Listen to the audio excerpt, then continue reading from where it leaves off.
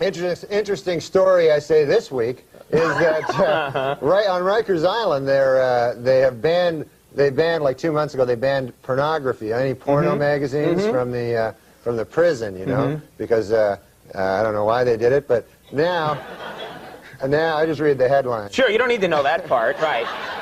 Who cares about that part, right? But now they had to bring it back this week, so they had a compromise. They're allowing one porno magazine. Only one? Only one. Yeah. Unfortunately, the porno magazine that they're putting in is Hairy Guy's Ass Illustrated. Really? Yeah. Well, if you're going to only allow one, I would think that's the one, you know, probably. It's a good magazine, though. It is a good, you know... It's not all just pictures of Hairy Guy's ass. The articles are good, actually. Yeah. Good articles on if you're buying a home, what home to buy, good areas to look. Good stereo advice. That's what I read. Yeah. Killer crossword puzzle. It's just a good publication. All right. See, I just read it for Hairy Guy's ass. Well, see, that's you, Andy. Just people are all different. He was telling me before the show, last week he went to the Hairy Guy's Ass Mansion.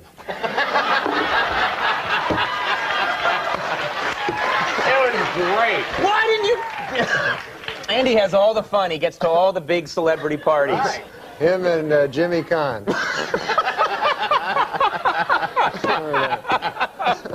All right. So you think Dole is what? I don't know.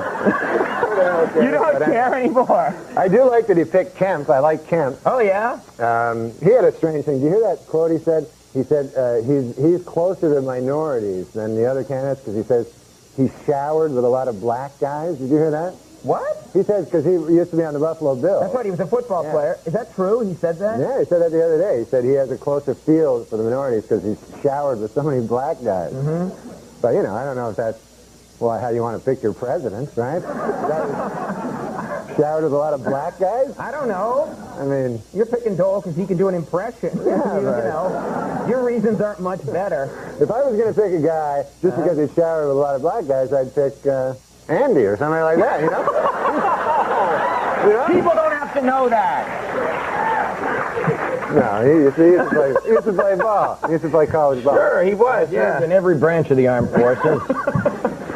Do you have a hero? Norman Fell from Three's Company. That's your hero? Yeah. Mr. Roper. Yeah. No, Mr. Roper? Yeah. That's not a good hero. That's all I got. Better than this guy's hero is some gay porn actor. Anyway. What are you talking about? What? I don't know. Insane. No. What are you saying? Let me tell you something about gay porn. Seriously.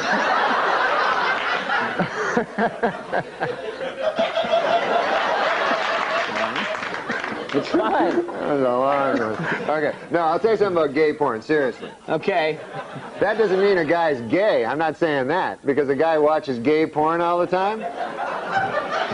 Cut to a single. Just of Norm. Really? Gay porn. I enjoy gay porn. I'm not gay. Gay porn is a genre that just cuts across all demographics. You know? Young people, old people, straight people, the gay people enjoy it. Everybody likes gay porn. But this guy really likes it. No, I don't know. I thought I heard patriotic music playing behind that speech. No, that's not what I meant to say. I meant to talk about Bob Dole. This guy's my hero. First ruined my reputation, you know. I'll Just tell you in something. passing. This guy is not gay. If anybody's not gay, it's this guy. Oh, I'm so... Seriously. I am so totally straight. Oh, yeah. No, you are. I love the ladies. No, he does.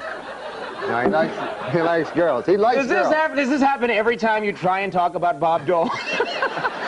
You start talking about gay porn. I don't know what that was. But listen, the Bob Dole, I love this guy. He's my hero. He's always been my hero for like the last 18 years since I was very young. And I always liked Bob Dole. And so it was an honor to... Now it sounds weird because I was talking about gay porn.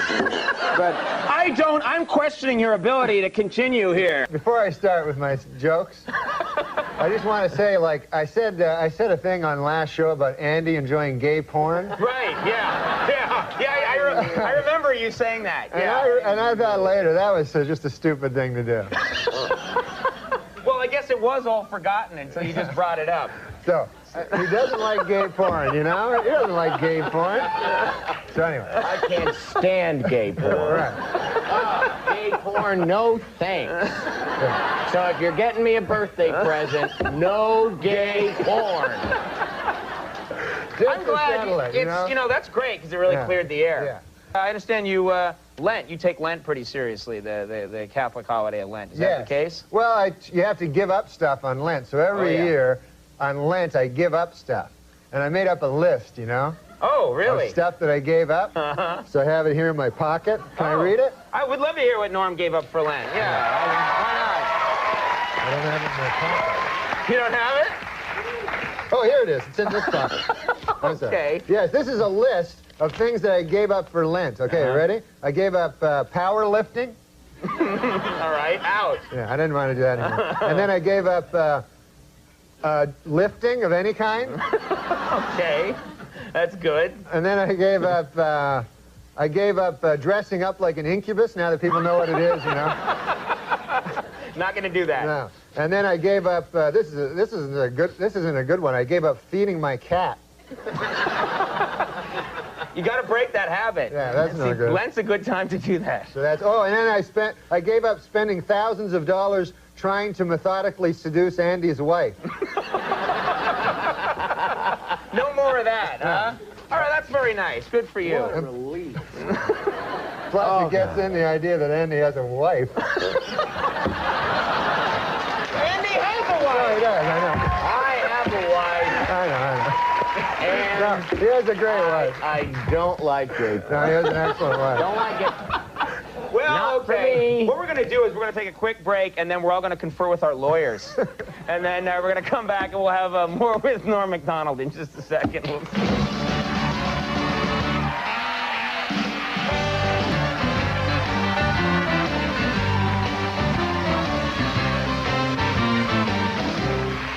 All right, we're back, everybody. Stop comparing notes on gay porn, all right? No! We were actually talking about the Sports Illustrated, the swimsuit issue. Oh, yeah. You guys like that issue. No, I love it. Andy said it's his least favorite Sports Illustrated. Oh, shut up. He says he can't. Never mind. I'm going to say something. Andy, you don't. It's like quicksand. If you struggle, it gets worse. I know. You just gotta sit very still, and it'll go away. Say something bad. You're in Los Angeles now, okay, and you're doing this show. Do you like the L.A.? You like it there? I don't like it that much. No. Why? Why don't you like it there? It's beautiful, and I think you'd. No. Well, it's hot, you know. It's really hot, and is that what you're getting to? I don't know. I thought you had a story about being in L.A. Do you want to talk about midgets some more? Just whisper the story in my ear. You said you were carrying bags of groceries? Yes, exactly. That's the story. But it started off with it was hot in L.A. And this is a bad, lame story. But... So let me get this right. You can't remember it. We just revealed that we talked about it in the hallway beforehand, and now you're telling people it sucks. You want to go for it? Yeah, I'll tell it. No. Yeah, it's not...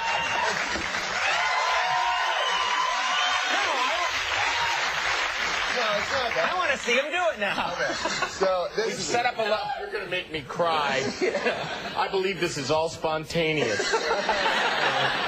Sorry, Junior. You don't like L.A. because it's hot. I was talking to Andy before the show, and apparently I made a mistake one time in the show where I intimated that maybe Andy was into gay porno. You remember that? I didn't, but now I do, yeah. Which he was not, which he is not into, and I never meant to intimate that he was gay in any way. Right. Just that he had an obsession with watching gay porno. Okay. There is a difference. Of course. Everybody loves gay porno. Right, Exactly. right. Yeah. What's not to like? So anyway. Baseball. So I said, I'm sorry. He said, I said, I'm sorry about that. Right. And I said I would never mention again his alleged obsession with gay porno. Right. And I won't. But anyway. We're going to run that on a loop. Play it over and over again. Well, he's got a wife. Yeah, I know. But I know that. Have you ever met her? Yes. Okay, good. What are you talking about? Does exist. She does exist. Yeah. That's what I'm trying to tell the people. I don't want them to think that Andy's into gay. And there's nothing wrong with being gay. Unless you're not gay, and then there's something horribly wrong with it. That's when it goes awry? Yeah, that's when it's the worst thing you could be is gay when you're not gay. Right. Hey, I'm going to miss Andy on this show, man. Oh, yeah. He's got to leave, huh? How bad is that, huh? Yeah. He should stay. You want him to stay. You should stay. Good move. You should stay. Get him booing. Yeah, you killed everyone's joy tonight. No, I swear to God, though, when you sit on a couch for a living, you should think about not giving that up.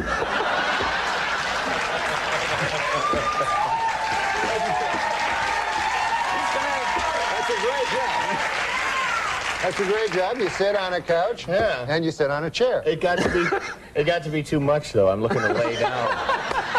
Gotta tone it down a bit. No, but you're a great man, and I'm gonna miss you on the show, man. You're a great man, isn't he? Thank you. Great. Maybe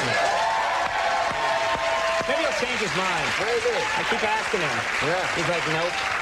Maybe if the internet they start like writing "Save Andy," you know what I mean? It's not save him because he's it's leaving. his choice. Yeah. That's the hard thing. Straight to the heart. I went a long time acting like I wasn't broken apart by you.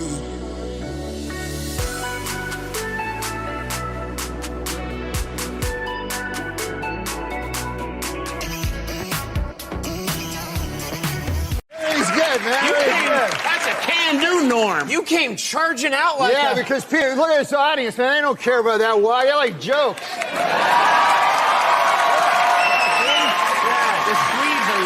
They got flags. They got flags. Yeah, they got flags and they're scoring you. You've got 3 9s and an 8 so far. Wow. For your Where entrance. are you guys from, man? Oh, sweet. That's Sweden? Yeah. God bless you, man. Everything's good about, you know, you're an Irishman. Me mother, she was orange. Me father, he was green. It was the biggest mix-up that you have ever seen. I'm Scottish. I'm a Scot. You're Irish. Yes. What are you? Swedish German. Swedish German. Are you really? Yeah, really. Why would I lie about that? It's not funny. It's very odd, 'cause It's a very strange lie. I put one over on those people. Yeah. Swedish German. No, I'll tell you why it's funny, man, because I was in Georgia, Atlanta, Georgia. Yeah. I met a good old boy down there, and he said, he said, you know Andy Richter? Yeah. Yeah. He did? Yeah. You met a guy in Georgia and he said, you know Andy Richter? Oh, yeah, you guys do well there. Oh. And he said, I said, yeah. He said, have you ever heard of Andy Richter joke? I said, no. He said, well, most of it's based on him being Swedish German. And then he told me an Andy Richter joke. And Really? But I didn't know he was Swedish German. I thought it was all nonsense. Yeah, well, now this lines up perfectly. Let me ask you something, because it sort of relates to the first... Wait, don't you want to hear the joke? No.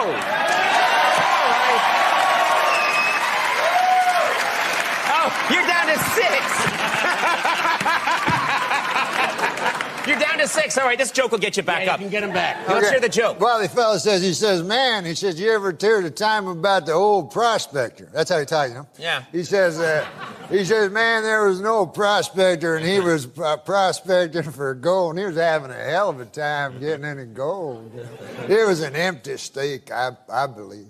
And he said he'd come into town one day. He'd been in the mine for a good 8 months. He said, by God, he said, I'm only flesh and blood. Sure. Yeah. And I need a woman, you know. And so he goes into town. He goes up to the bartender. He says, bartender, he says, man, I've been in that mine for a hell of a long time, and I'm only flesh and blood. I need a woman. Well, the bartender says, hell, there ain't no women in this town. If you want to do any of that business, all we got is Andy Richter, the Swedish German.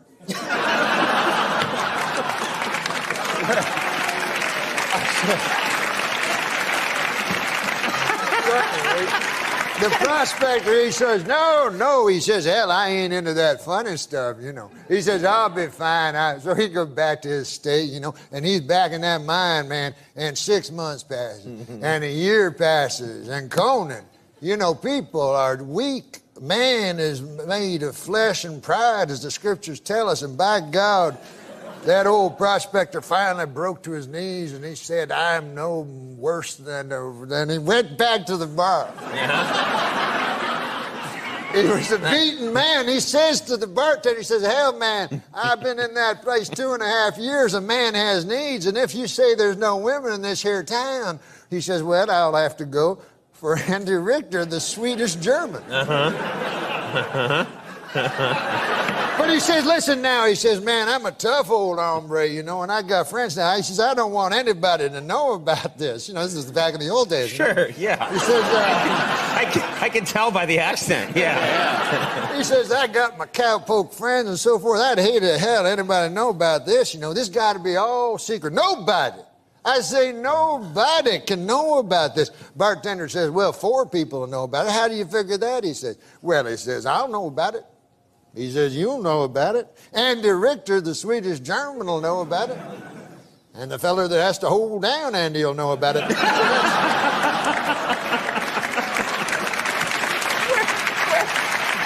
Why? Why? Because Andy Richter, the Swedish German, he don't go for that funny business neither. Well, at least you left me my dignity. Yeah.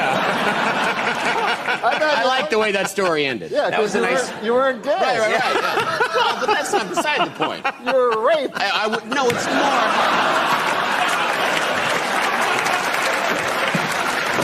It's more that I wasn't prostituting myself. Well, Mickey Rooney was on once. I met Mickey Rooney at a card club. You know those celebrity poker events?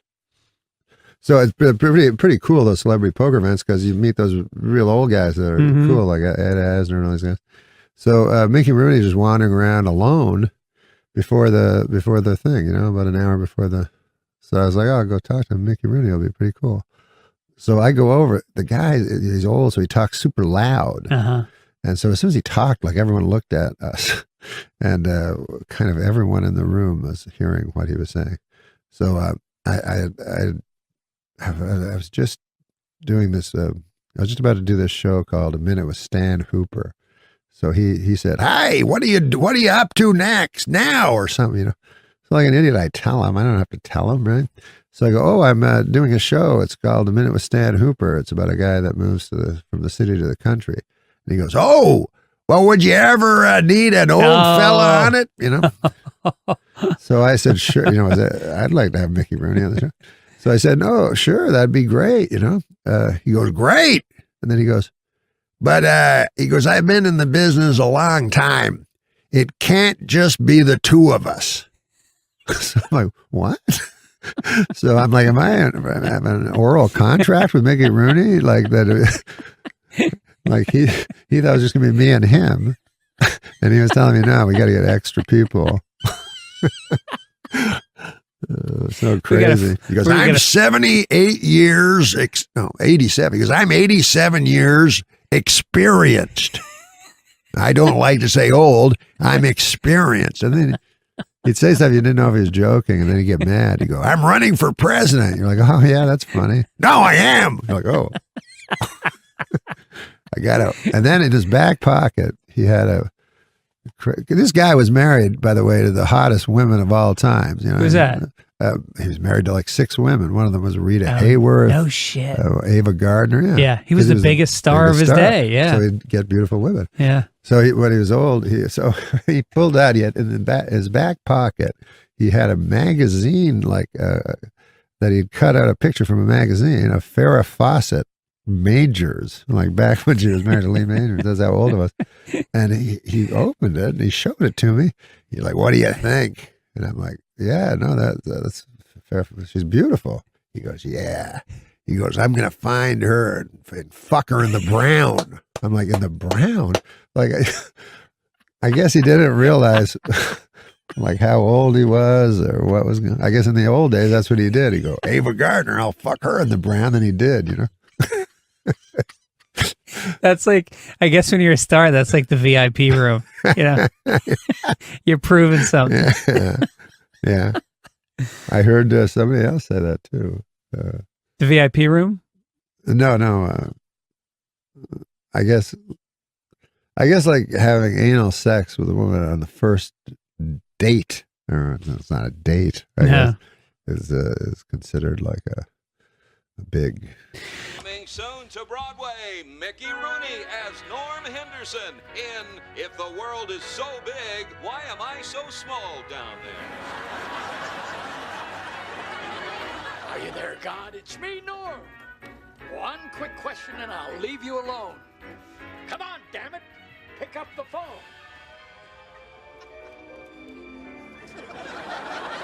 Listen, big guy. I ain't one who begs, but I got a problem between my legs. The world is so big. Why am I so small down there?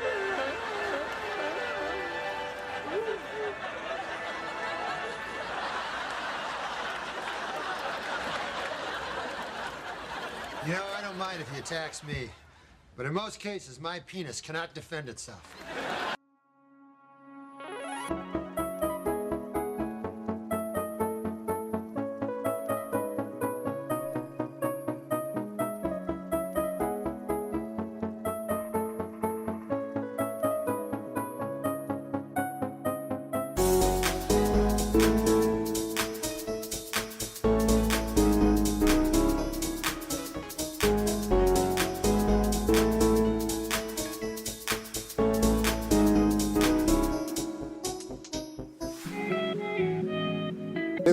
Is what you said their neighbor was? Jim Ping? That is my neighbor. A nice fella. Nice guy? Let me his abacus I want to do yesterday. this. Jesus. Oh, come on. That's not a Chinese guy. I wasn't saying it was. That was kind of What are racist. you, Mickey Rooney? Hey. Hey, come on. I know he's dead, Have a but little Mickey Rooney respect. did a very racist thing, like you just did, in a movie called Breakfast at Tiffany's by the wonderful Truman Capote. I wasn't doing anything racist, and you know it. But go ahead. I'm Norm MacDonald, sir, ladies and gentlemen. Norm, how you feeling? I'm not a guest, though. It's like it's on The View when, like... right? Were you ever on The View? Yeah, I was. What's that Star Jones like? No, you want to hear my View story? Yes. Were you really on The View? Yeah, I was in L.A. and I was doing some fucking sitcom, and I was like, I was up all night. They wanted to interview me on The View, and so I was already up all night gambling and stuff. And I'd been talking about to the producer all the week through, and he kept having comedy ideas for me. Like he'd go, hey, what if you come out with red hair? Get out of here. Yeah. Norm, Really? Are you making this up? No, that's what I'm thinking. No, his Seriously. name is Bill Geddes. Is he the guy they show on? He's always sitting. He's the guy they show, and he goes, I go, why would I wear red hair? And he goes, Barbara just got her hair dyed, and the gals are giving her trouble for it. Oh, still not good, but explainable. So I don't want to do that. So I'm like, no, I won't do that. I keep going, I'll think of something, you know. So anyways, I remember one of his, he kept pitching them every day. And one of them he said was, he goes, what if you go out there and all of a sudden during the middle of the interview, your phone rings. Oh, great. And he goes, but we don't tell the ladies, you know. Because you pull out the phone, you go, it's your agent, Morty. You go, Morty. My agent, Morty. Marty Flipman. So I go, Morty, you can't call me during the show, you know. And he goes, that'll be funny, man. Why does he think he has to give you funny ideas? I don't know, because, but Swallow I guess your I gum. agreed Spit to your that. gum out. Sorry. I guess I agreed to that one without. You did that You did one. it? Well, I didn't remember, but I was like going towards in the car from the casino to the View, and I still didn't have a story, so I said, "Oh, just ask me about Bill Cosby. I have a Bill Cosby story." So when I got there, I guess without me knowing, he's like, "Hi, how are you? Here's the phone." He handed me like a cell phone, a fake one.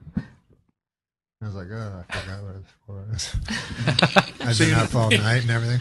So I went out and I was about to tell my Bill Cosby. my Bill Cosby story, and the gals had a picture of me meeting George W. Bush, who was running for election against who was he running against? John Kerry? Al Gore. Al Gore, yeah. Nobody knew he was really bad yet. So, but anyways, You mean George Bush? Yeah, I had a chance to meet him. So I was like, oh, that would be cool. Like, you get to meet the president.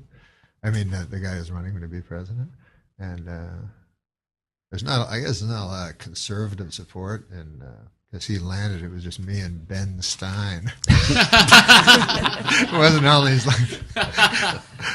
like Hillary lands. It's everyone else. So you met did you meet him? Yeah, and because no one wants to meet him, you get to meet him. You know, even as a very peripheral celebrity. And I got to go on the plane. Like I would have had to be like Barbara Streisand status. Hold on, you got to go on what's that plane called? No, that was before he was president. Yeah, didn't he still fly on a? This is before he was president. Not Air Force One. Oh, that's what you're thinking, Tom? Are you still in a private plane with him? Yeah, private plane. No big deal. That's still no, I know. So go on. You're on the. Anyways, the gals show the picture of me like shaking his hand, and they didn't even tell me they were going to do it. And then they're like, all of a sudden, everything's like they're commies or something. You know, it's like they have this picture. They keep making fun of it, like I'm Kurt Waldheim in the forest with Hitler. So, you know, it's just you feel like saying, "Hey, this is before we knew." Well, no, we didn't even know then. He was just running. So, anyways, I said, "Well, what about the guy we got in now? He murdered a guy. I heard." That's what I said. You said that? That's what I said. That's what.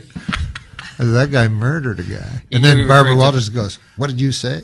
And I go, "Isn't it a matter of public record? I thought he murdered a guy." And then made it look like a suicide. So she's like, "You're stepping on thin ground, mister." So I go, Barbara Walters, which is not even a saying, so you know he's in trouble. It's true. It's not a saying. So I go. So I said, I just kept pretending like it wasn't a crazy thing to say. And she's like, "Oh," and the audience was all uncomfortable. And then I hear in the studio a phone ring. It's like a. Oh, that.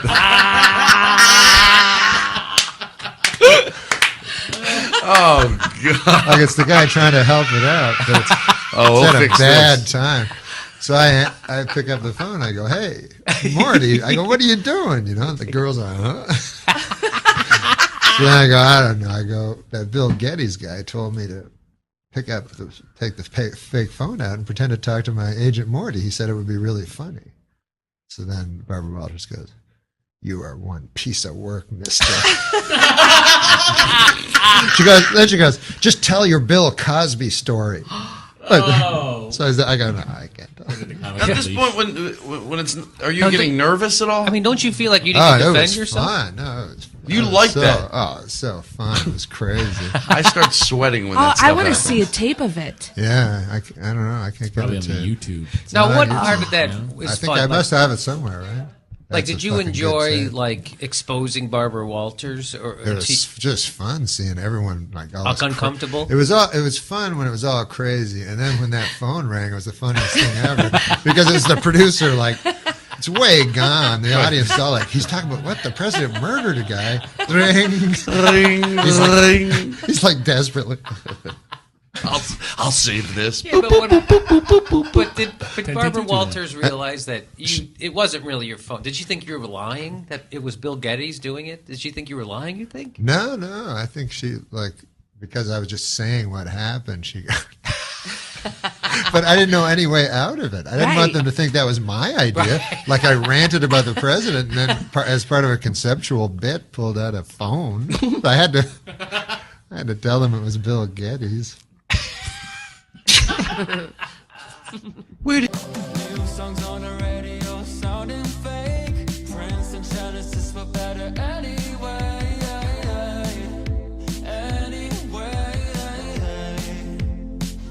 Am I just being too real?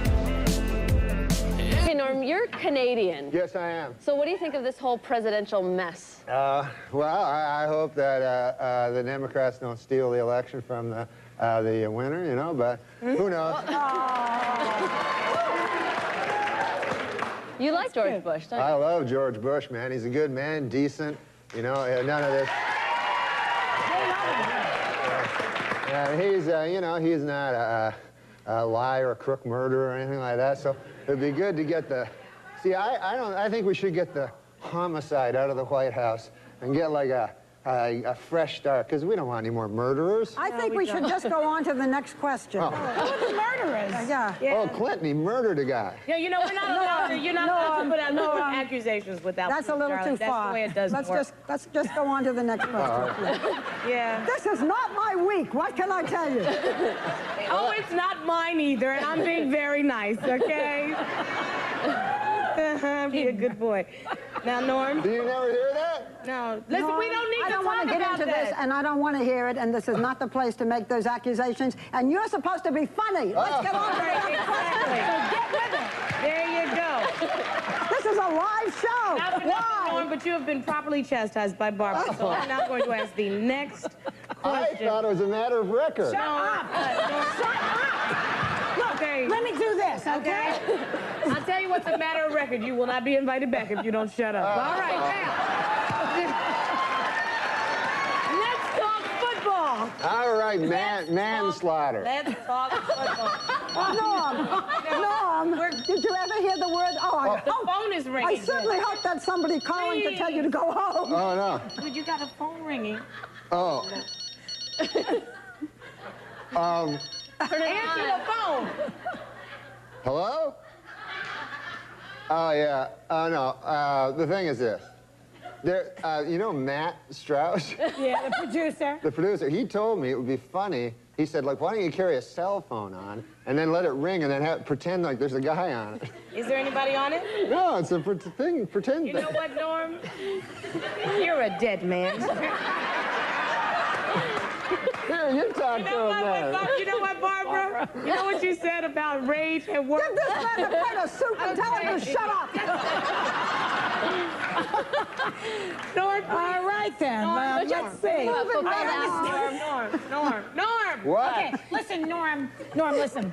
Not only have you annoyed us, but I've read that you have actually annoyed one of your idols. Who is that? Oh, the great Bill Cosby. Yeah, what'd you do? Oh, my God, I love that guy. He's my hero, you know, just like you, maybe George or Bill Clinton would be your hero. I love. There's no stopping you, is there? No, you seem to like Bill Clinton. Really? And this man leads into our show on Friday night. I know. It's all right, his career's over after this anyway. Who cares? Go ahead, Norm. No, Bill Clinton, who's a great man, obviously. You know, everybody has their opinions, right? Mm-hmm. Are you moving along? No, You're Bill going to get to the point. Cosby. Cosby. Oh, Cosby. Oh, God.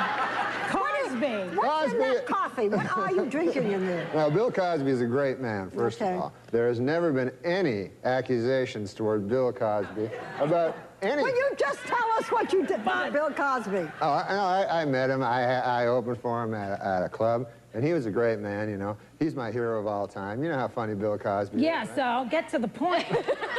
I'm going past menopause. Make the point. Let's go. Not everything has a point. We are learning that, okay? All right, Norm, you want to finish the story, or shall I ask you the next thing? Well, the Bill Cosby thing is this. Dear God. I met Bill Cosby. We're all fans of Bill Cosby, right, Barbara? Yeah. What? Yes. Why don't we talk about the millionaire? Oh, yeah, you know what? Tonight, Norm and I... please. I like Bill Cosby. Let's talk about the millionaire. Norm MacDonald and I are on The Millionaire tonight. Oh, yeah. Well, tell him about that, how you thought he's dumb today. Where do you see him tonight?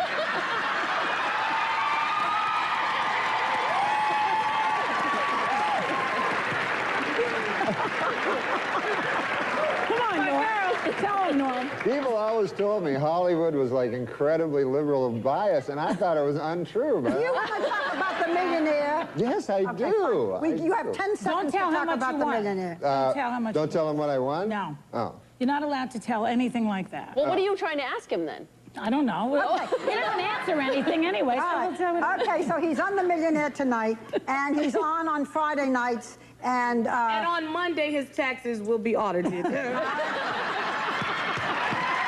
on Friday nights at 9. He's on The Millionaire at 9. You can play along at home on Enhanced TV. You are a number. I have never met anything like you. We will be right back.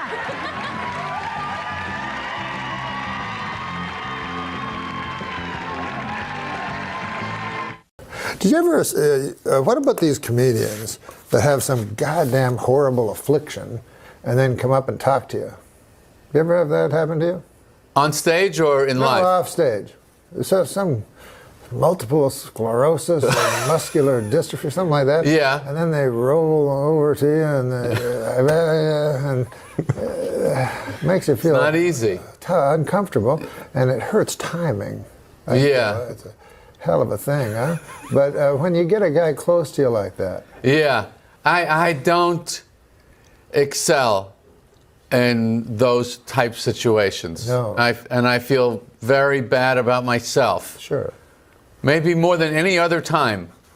That's is when I'm dealing with someone with an affliction, and I'm not sure what I'm supposed. If you're walking down the sidewalk and there's somebody coming the other way in a wheelchair, yeah. Do you have a look, or do you oh no, I'm going to act normal? I'm sure he wants me to act normal. What do you do? Well, I look at the guy and I hope to God my face isn't making all kinds of twitches. I like to hedge my bets. I don't want to ignore him, so I'll look at him, but I'll like scowl or something. Really? Oh, it's the same joke. Oh, is it? Yeah. Can't do the same joke twice. Yeah, that's a comedy rule right there. Just shattered. Like I saw a one-woman show once by a woman. Mm-hmm. And, just one? Yeah, only one. And she was like, well, my mother had breast cancer, and now I have breast cancer. And I'm like, well, it's everybody. Like, they think it's so special when everyone gets cancer and dies. Like, that's not great. What if we just ended the podcast? But it's almost like the height of narcissism to think that you're going to you're going to be so brave as to talk about it in person, right? Whereas all you're doing is just garnering sympathy for yourself. Well, I guess that's true. How is that brave? It seems cowardly to me. It seems much braver to me. Like, I remember Richard Farnsworth was an old character actor, and he did a David Lynch movie called The Straight Story, and riddled with cancer, his last movie, and very frail. And it's a fantastic movie if you ever get a chance to see it. It's not a style, because I'm not really that big a fan of what's his name? David Lynch? Yeah. I'm not a fan of it. I don't understand weird stuff. I'm like, huh, what? But this one is a straight ahead story. You think. I call it like a hard G. It's G rated. Okay. It's hard G. I call it hard G. Because the second time I watched it, I'm like, whoa, I understand it all of a sudden. Well, you got to see this movie. Okay. And if you watch it closely, there's like hellish things going on underneath the surface of what looks like a quaint story. It's based on a guy who, in actual real life, drove his riding lawnmower across the state to visit his brother who was dying. So anyways, the point of it is that Richard Farnsworth was nominated for an Academy Award for the movie. And if he had said he was filled with cancer, he would have won for sure. Sure. But instead, he didn't say it. And in fact, no one knew it. His family didn't know it. He kept it from everyone. And then he was a stuntman before he was an actor. He did what they call a stuntman's death, which is you put a shotgun in your mouth and with your toe, you pull the trigger and blow your head off. Oh my God. And so that to me is courageous. Like, you're not being a burden to your family. They know nothing about it. And then you're gone. And then that's it. Yeah. And then toe in the shotgun. Yeah. And they write him, he wrote a nice letter to everybody, in the family, and said that, he didn't want to, the reason he did it is he didn't want to cause people distress. So I thought, wow, how incredible. Like, how many to just people go through could it do alone. that? Yeah. So you don't think to go through it alone. You don't think you would write confessional, like, you didn't talk about any of the gambling stuff in your stand-up, did you? Was that stand-up? No, never. I never talked about me, really. I talked about universal me. You know what I mean? Right. That I was afraid of death, or that, that kind of thing, which is this was something that everybody is afraid of, and so things like that it was me, but it was everybody. Sure. I wasn't pretending that it was a specific ailment that I had. And if I had a specific ailment, and possibly I do, you don't know. I don't know. But I would not talk about it. I would not, I hope that I would not discuss it and just try to benefit monetarily. Try to hit me with your pity till I can't trace, but I still push on. Got me changing my ways, trying to fit poison my. I also loved that I found out that he died after he died, because to me, show business, we're here for you. You're not here for us. Now I'm not judging anybody, but there are people who, whatever they're going through, they share it with the audience. Sometimes the audience loves that. I've never been in that camp. I'm not here to burden you. I'm here to lighten your burden. So the fact that Norm, I didn't know about this, nobody knew about this. Good one, Norm. You used to get stage fright, is that true? Yeah. Bad stage. How'd you get over attacks. Xanax. No, I had incredible panic attacks. Now, panic attacks are different than anxiety attacks. Anxiety attacks, you just get very nervous. Panic attacks, impending doom. You actually think you're going to die. So I went one time, I had a panic attack immediately before Update, where I was doing live TV. So you can see it, if you look it up. And I'm just talking real fast, as fast as I can, because I want to get off, and just rushing through the jokes, and nobody laughs because I don't even let them. And then afterwards, Lauren was like, "What was that?" I was like, I was trying something different. And went to a psychiatrist. And ever since then, I've been gulping fistfuls of Xanax before a show. That helps? Oh, my God. It's helping right now. You took a Xanax today? Huh? You took a Xanax? He goes to a psychiatrist. Have you ever gone to a psychiatrist? Yes. What do they tell you? Well, I've never gone for that particular issue. Affliction? But every time I've gone, I've been in great duress, just hot anxiety. You know what that is? Just like... Well, I had panic. Yeah. Have you ever had panic? Yes, I've had attacks. Well, anxiety attacks. I've had anxiety attacks. Yeah. Is it different than panic? Well, panic attacks, you feel an impending death. No, not impending death. I've been led to believe that anxiety is connected to OCD somehow. Mm-hmm. And so you have some SSRI or whatever they're called? Yeah, and they work just fine. But the psychiatrist, I would always go, I would cut in line to get to the psychiatrist because I would believe that my problems are far worse than anybody else's, with the exception of perhaps Adam.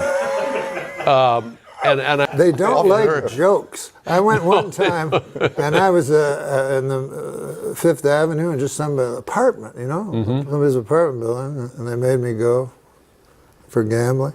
And anyways, a lady was there, and she kept asking me this question. I'm joking. Oh, what about your father? I'm joking. She's like, enough with the jokes. So then I can't joke anymore. So now I'm just crying and I can't. And then she's like, time's up. I'm like, no. Like, I'll pay anything. Let me say it. She's like, get out. And then you're in the cold New York with hot dog vendors, tears going down your eyes. They don't care about you. No, and then you head over to the Queensboro Bridge. Yeah, you get a little release.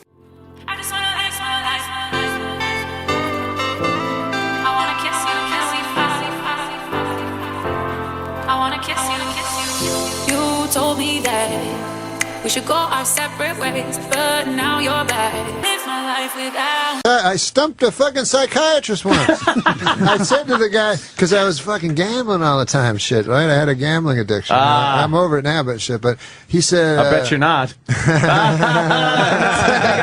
a good one. He almost lost everything. Chip. Yes, Chipperson is very funny. But he said, the psychiatrist, he said, you're using gambling, you're fixating on gambling in order to escape your real thoughts, you know? Mm-hmm. And I said to him, isn't that why you do everything in life? And literally, I stumped him. He had no answer. He was like, and then he recovered and tried to make it. But isn't that why you do everything? Yes. So you're not sitting at home just thinking about what was what's your, really going to happen to us? where it all ends? Yeah. My first time I ever went to a psychiatrist, when I was a boy, I went to a psychiatrist in Vancouver, British Columbia, and I went 4 times. And I didn't go the 5th time because he committed suicide. Wow. So I read in the newspaper, all kinds of problems this guy had. You know, he was in debt and embezzling and all this. And all I kept thinking was I wasted like 4 hours of his last life complaining about how I couldn't find a house. Yeah, I wouldn't blame yourself for this. No, I don't. No, as long as we can have a good laugh about it now. That's all that counts, really, if you look at it. The Nicolas Cage stuff is very similar, where it's just nobody can really do what he does. I also love Nicolas Cage. You said you could do Nicolas Cage. I cannot do Nicolas. I've heard that I heard my voice sometimes sounds like him, and I've been told I look like him sometimes, but no. That's how I got started, was people with that one. People said that when I was little they thought I was his son. I mean, I don't think they thought that. You do look like Nicolas Cage. They said, they are you his son. Way more, yeah. Let's hear your Nicolas Cage. I don't have a Nicolas Cage. I think you did. No, I don't have a Nicolas Cage. You told me you had a Nicolas Cage that made Simon Helberg sound like shit. No, he did. My Nicolas Cage sounds a lot like your fucking Christopher Walken. Whatever. I don't do a very good Christopher. You don't need to do a good one to do. But I am Christopher Walken. Jesus Christ. You never heard of Christopher Walken? I like that. I never heard it before either. I just assumed everyone could do it. Everyone does it. So I tried. How do we get him to do Nicolas Cage? I feel embarrassing just It's asking hard, him. I know. We'd love it if we could hear your Nicolas Cage. All right, well, he does like, well, yeah, that's just wonderful to hear, and maybe on the way out we can stop in the gift shop, but right now, I don't know, I really want to find some rockets! Yahoo! There you go.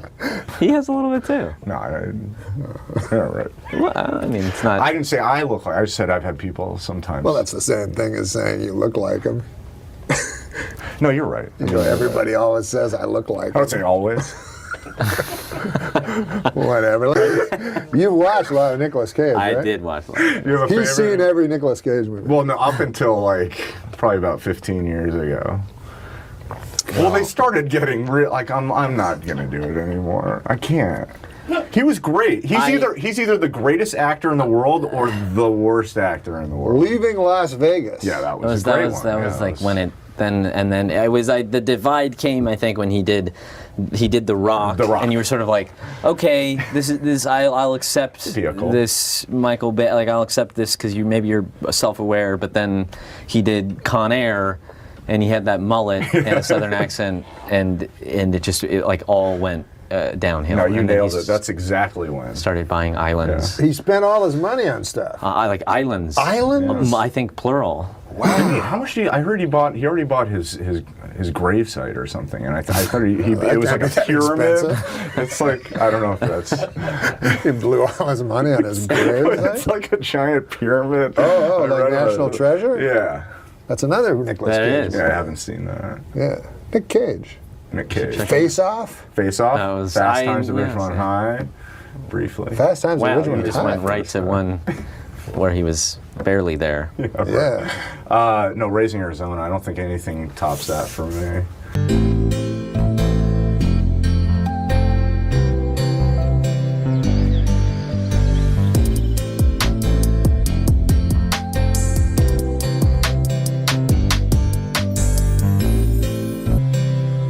You have to put it in the right file, you know, according to alphabetical order. You know, A, B, C, D, E, F, G, H, I, J, K, L, M, N, O, P, Q, R, S, T, U, V, W, X, Y, Z.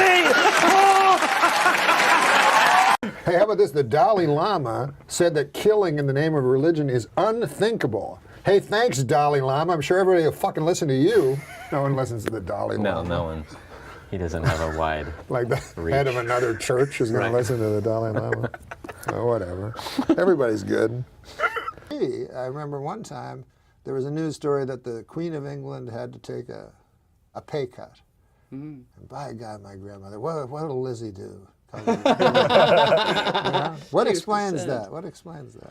Well, I suppose a royal has been designated as God's anointed representative on earth, much the same as a pope. So you place their well-being and their safety and their significance above your own. I mean, in a way, it's a useful metaphor, isn't it? Because otherwise you're taking your own life seriously, your own frailties, your own flaws, getting stuck in traffic and irritated. If you can just focus on the majesty of the Queen, the splendour, the pageantry, rolling down a red carpet and whatnot, it makes you feel like, oh, at least that's all okay. So the idea of that being attacked is almost like God's potency has somehow been diminished.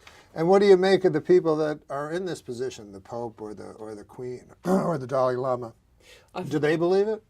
Well, I met that Or are they willing to go along with I it? like him. The Dalai Lama? I'm around with, but I met that Dalai Lama. Now, I think for all people in positions of authority and power, the true power is to serve. True authority is to serve. True leadership is to serve. So people that are in positions of privilege and then don't serve, I think that's corruption. So I'm not really down with the Pope or the Queen or any of them. Dalai Lama. But the Dalai Lama was born the Dalai Lama, right? Yes, he was, because Explain to the folks at home how he was chosen. What happens is, if you, like the Dalai Lama, one dies, you've got a Dalai Lama, he dies, you've broken one, now you've got to get another one. So the most prominent monks of the Tibetan Buddhist community all come together, meditate by a sacred lake and do some ritualistic burnings, and they are led by smoke and by dreams to where the new Dalai Lama will reincarnate. They go to the village and they talk to all the boys that have been born that are aged between 0 and 2. They take with them artifacts that belonged to the previous Dalai Lama. In the case of the current Dalai Lama, they took a walking stick and I think some kind of shirt or something, and apparently the new Dalai Lama Plus, this time it's personal, see that walking stick and say, I'll have that. He was on it like a bonnet. Bang, give us that, that's mine.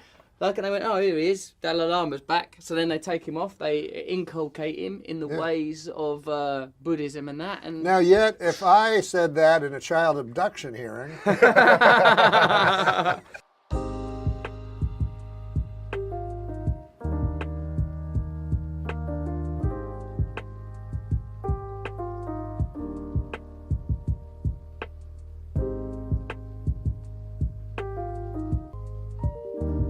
So did the Dalai Lama have something about him that was otherworldly or supernatural? He had an ethereal glow, I'll tell you that much, Norm. He was glowing right at me. So, like, when I met him, I thought, yeah, you could tell. He sort of, as soon as I see him... you glow a little.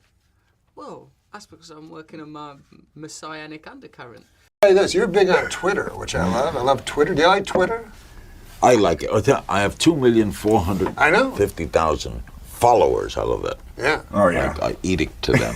I enjoy more than Jesus. Hey. Yes, I'm sorry. I know you got into Twitter, but last night I got into a bit of a Twitter war with my followers. Followers, it ends up they all fucking hate your guts. But I maintain, I watched this Liberace movie. Okay. And he's making out, you know, it's, you know who plays him? Michael Douglas. Yes. First of all, has pussy cancer in his throat. He's making out with Matt Damon. The Academy Awards were on, so I said, oh, fuck, I'll just watch the Academy Awards and I'll tweet all the time, all the way through the Academy Awards. And it was so fucking fun. You liked it? Oh, my God. You got hooked. Were you vicious to the people up there? Did you find the Academy Awards boring? They were the worst fucking Academy Awards ever. Ever, right? Yeah. And did you write that? Were you honest with the people? A couple of times, I had a couple of ones that were maybe mean. Like I said, I think I said, by the time this is starting to drag, by the time the dead guy montage fucking shows up, Kirk Douglas will be in it. What was the line you had about Gaddafi? Gaddafi was the poisonous tyrant Muammar Gaddafi, the psychopath, is missing. Geez, I hope he's all right. Sometimes people get mad at me for a tweet. It's bizarre. And sometimes it's like a real, benign one, that's when they're usually most mad. And I remember one time, I just had watched Soylent Green, Yeah. So I tweeted, I didn't know Soylent Green was people. I've watched that movie 10 times. And a guy just told me Soylent Green was people, And people got so mad, everybody's typing, they're like, what are you, an idiot? Of course it's Soylent Green is people, Here's another tweet. You said, I'm going to die one day. That's what really kills me. And that's a good tweet. That was one of yours. I like that one. I don't know what it is with that voice of yours. When I read your tweets, everybody that I talk to also reads them in Norm's voice. And it makes it that much funnier. Everybody started, during the Oscars, we all start tweeting our shit during the Oscars, past Oscars. And one of my buddies, Travis, actually retweeted and said, you got to follow Norm MacDonald. And I'm like, I didn't even know you were on or shit, so I started following you. And they were hilarious. The funny thing, when are you going to thank the computer? Every fucking tweet. When are you going to thank the computer? Just shit like that is stuff that no one else was tweeting. It's out of your mind shit. I just found out about that Twitter shit. It's great, and you got so many followers really quickly, and didn't have to pull a Charlie Sheen with it. It was just funny shit, man. But when you go to hit the send, you fuck for a second. You go wait, because it's just off the top of your head, and it's right there, yeah. And I don't do drugs or alcohol, thankfully, because I'm sure guys could really fuck up and say bad things. They have. Norm's tweets, some of them are not supposed to be funny. They're profound, poetic. I deleted a lot of those. Because I'd read my responses, and they go, you fucking asshole, you're funny. I'm like, that's just it. You can't stop being if you're funny, and then you got a serious comment. I would tweet some ridiculous shit, but then I'd go Obama gave a speech. Let me give a little feedback on what I believe of Obama. You racist, fucking conservative, fucking rich motherfucker. Some people too, fucking think it's serious. I tweeted one that I said something, I don't know. I said my father was brutally murdered last week, and it's only now I can look back and laugh. And then these people would fucking answer. They go I'm so sorry. Closure takes a while. So I had to go, no, it was a joke. How does anyone read that and not, especially from you, and not think it's a goddamn joke? People are so stupid. That's something this whole thing has opened up, where you're kind of communicating with people you never would talk to or meet, that don't understand what a sense of humor even is. So the responses you get sometimes hey, I was like, hey, God, it's spring, but I'm looking outside and there's still a little snow on my back table. At least you're alive, motherfucker. That was from a dead guy? I'm getting tweets from the dead. I guess he had a loved one pass on. Perhaps a father that was brutally murdered a week ago. I guess to sum it up, everybody's a critic, huh, guys? Your special should have been called The Voice of Reason.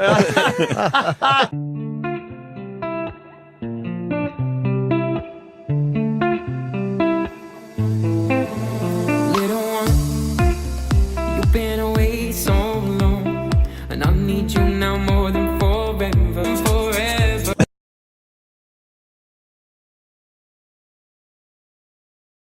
This is the Twitter award for best Hall of Famer.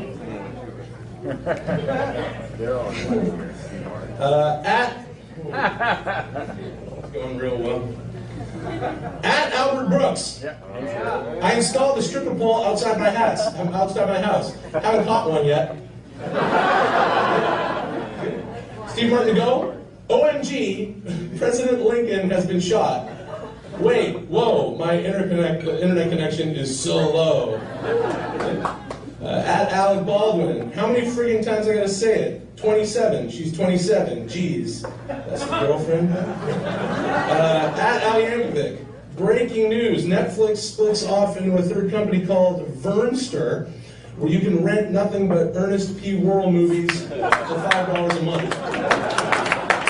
And at NORM MACDONALD, rest in peace, Amy Winehouse. We lost a true heroin addict today.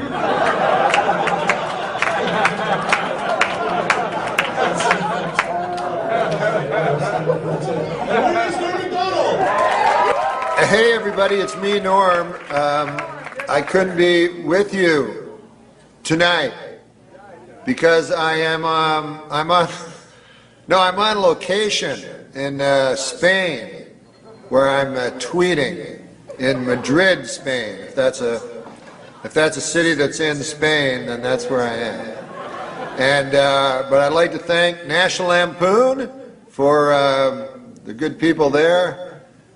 What did they do? They took a once great franchise and burned it asunder. So I'd like to thank them, and I'd like to thank everyone that helped me win this award, except there aren't any, because it was just me and a computer. I would like to thank the computer. What else? Let me think. It's pretty cool, you know, how far technology has come. Like you people are probably saying right now, hey, look, Norm has hired an entire film crew in Spain, and now he has filmed himself at great expense and has sent the reels over to the United States, and now, but no, you could not be wronger. I am doing this on a telephone. What make you of that?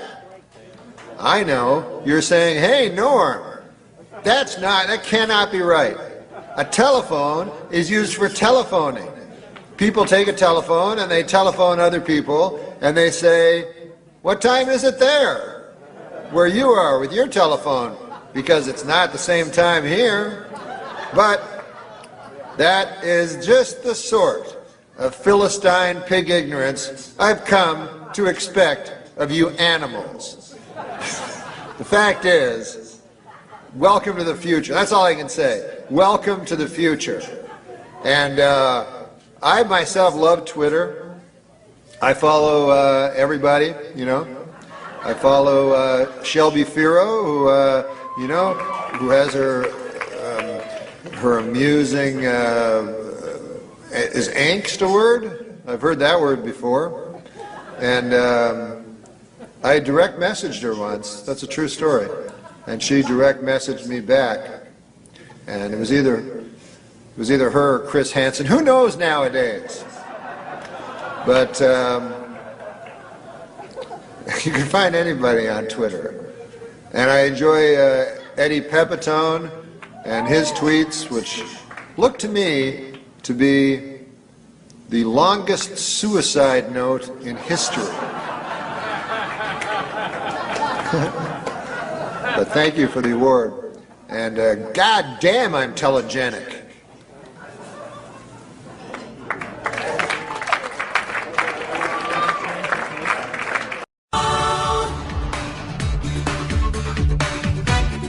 There's something about Norm MacDonald that every time he opens his mouth, I laugh. I don't know. It's just the style. It's the type of thing you can ask him anything. I mean, you remember from Saturday Night Live, and he anchored Weekend Update, and then did some OJ thing and got taken off by, what's the guy's name who took you off? I don't know. You don't remember either. Yeah. Anyway, aside from having the same birthday as me, you got problems. You're wearing eyeglasses, and the reason wearing is eyeglasses why? because I swam for 2 days and got chlorine in my eye, and then I don't know, man. I thought I had allergies at first, but now I go, no, this feels like chlorine, like it burned my eye or something. I don't know if that can actually happen. Yeah, I'll have to check the computer. I Google, computer MD, and then he tells me. Is that the way it works? That's what I do now, because I'm a bit of a hypochondriac. So that makes life easy. I'll go, and I'm reaching the age where, when you're young, you go, hey, man, my left arm hurts. Let's go, I'll have some soup. But then when you're older, you go, oh, my left arm. So It's probably nothing, but I could be having a massive heart attack. Well, if you did, that'd be great publicity for the show. Oh, I don't have one now. Oh, I mean, if you're going to do it here. Well, look, everybody'd be talking about you. I get the publicity. It would work. Yeah, it would. In a cynical world, it would work. If you had to do a show right this minute, can you just turn on a dime and do it? A comedy show? Mm-hmm. On what? Well, you're here at No, forget me. You're at Cobb's right now. I can do it, yeah. You can do it? You just turn yourself on and off? Yes, sir. Can we turn up the volume a little? Am I not talking loud enough? There you go. No, there you go. So what happened to your sports gig? That wasn't a bad show. And that's fun, man, because I knew about sports, and so it was fun to do something like, because when I did Weekend Update and we did politics, I don't know anything about politics. Oh, yeah, you do. No, I don't. Why, because you're Canadian? Because it doesn't interest me. It's gossip. It's like reality show to me. Like if I watch, sometimes I'll turn it on, and I feel like a moron. Like a guy's going, like there's a politician that I'm supposed to back or something, and he's like, I'm like, I'm going to watch him. And then he goes, we got to get America working again. And I go, okay, I'm a moron. Okay. So you don't vote? This is my guy. Well, you're an American citizen, right? No. No, you're still Canada? Who's the Prime Minister of Canada? I don't know. Don't look at me. It's so inconsequential. Even when you're Canadian, you rarely remember because it doesn't really, it's much more, if you're a Canadian, it's much more important to know the President of the United States than the Prime Minister of Canada. And to know everybody on a hockey team. Yeah. Stephen Harper. I just got That's that. his name. That's his name, Stephen Harper. Conservative from the West Coast. The West Coast being what, Vancouver or something like that? Maybe Alberta. I think it's Alberta. You sleep last night? I haven't slept like about 3 days. I've been very tired. Why, do I sound tired or something? Yeah, it could have fooled me. Yeah. Well, I thought maybe I was getting a cold. I'm not sure. I had a sore throat. That's that. Did I shake your hand? I was warning everyone not to. Yeah, I'm paranoid. I don't. No, I am too. I'm like always that. So I thought it was just allergies with the chlorine. I don't know. I may be having like a cold or some gross thing. You think? I don't know. I haven't been sleeping very well. I've been sleeping, but it's a shame we don't have a sleep train to add this hour. I could have helped you with that. Yeah, sleep what? Yeah, Sleep Train. It's a sponsor of ours. Oh, Sleep Train. A Sleep Train. Yeah, and they have all these different mattresses. Oh, mattresses. I got a mattress. You got a mattress? Yeah, I got the hardest mattress there was in the store. What was that? I don't know what it's called. It was a mattress store I went to, and the guy said, "What do you like? This." He goes, "Would you like try a harder one?" I go, "Yeah." He goes, "What about the hardest one of all?" I go, "Yeah." So that one was really cool. I go, "I'll get this." And it's worked out? Man. Doesn't seem to have. It's like sleeping on the floor. Is it really? Why don't you just sleep on the floor? It's cheaper. Well, I would, but people tell me, I don't know, people tell me I shouldn't, and I think if I roll around in a fetal position, it'd be a lot of pressure on my skeleton against the hard floor. It might be too hard. Well, you could get a pillow for that. That's a lot cheaper. Go back to the sports show. Why'd they cancel it? I don't know. I think they said low numbers, but I read that you were getting like a million a night. That wasn't bad. It was good. Yeah, we had good numbers. I don't know why they didn't. I think they thought, well, I mean, there is a right thinking when something has sports in its title, no woman will watch. Therefore, you cut the audience in half instantly, which is a bad mistake. That's not really true. A lot of women who love sports. But no, there's not. No, not that'll watch it. Oh, yeah. No, well, that's not what the numbers showed. Really? No. The vast majority of women didn't. Even when, like in testing, they'd show the show, and then women and men would like it equally, you know what I mean? But they were forced in testing to watch it. But in the thing, when it says sports on it, the lady wants to turn it to a different channel. We're much more old-fashioned than you think. Be honest with me on something. Would you be honest with me on something? Yeah, of course. Because I don't care. It's California. I'm not just really. You ripped it all? Ripped? Mm-hmm. You mean steroids? No. Oh, no.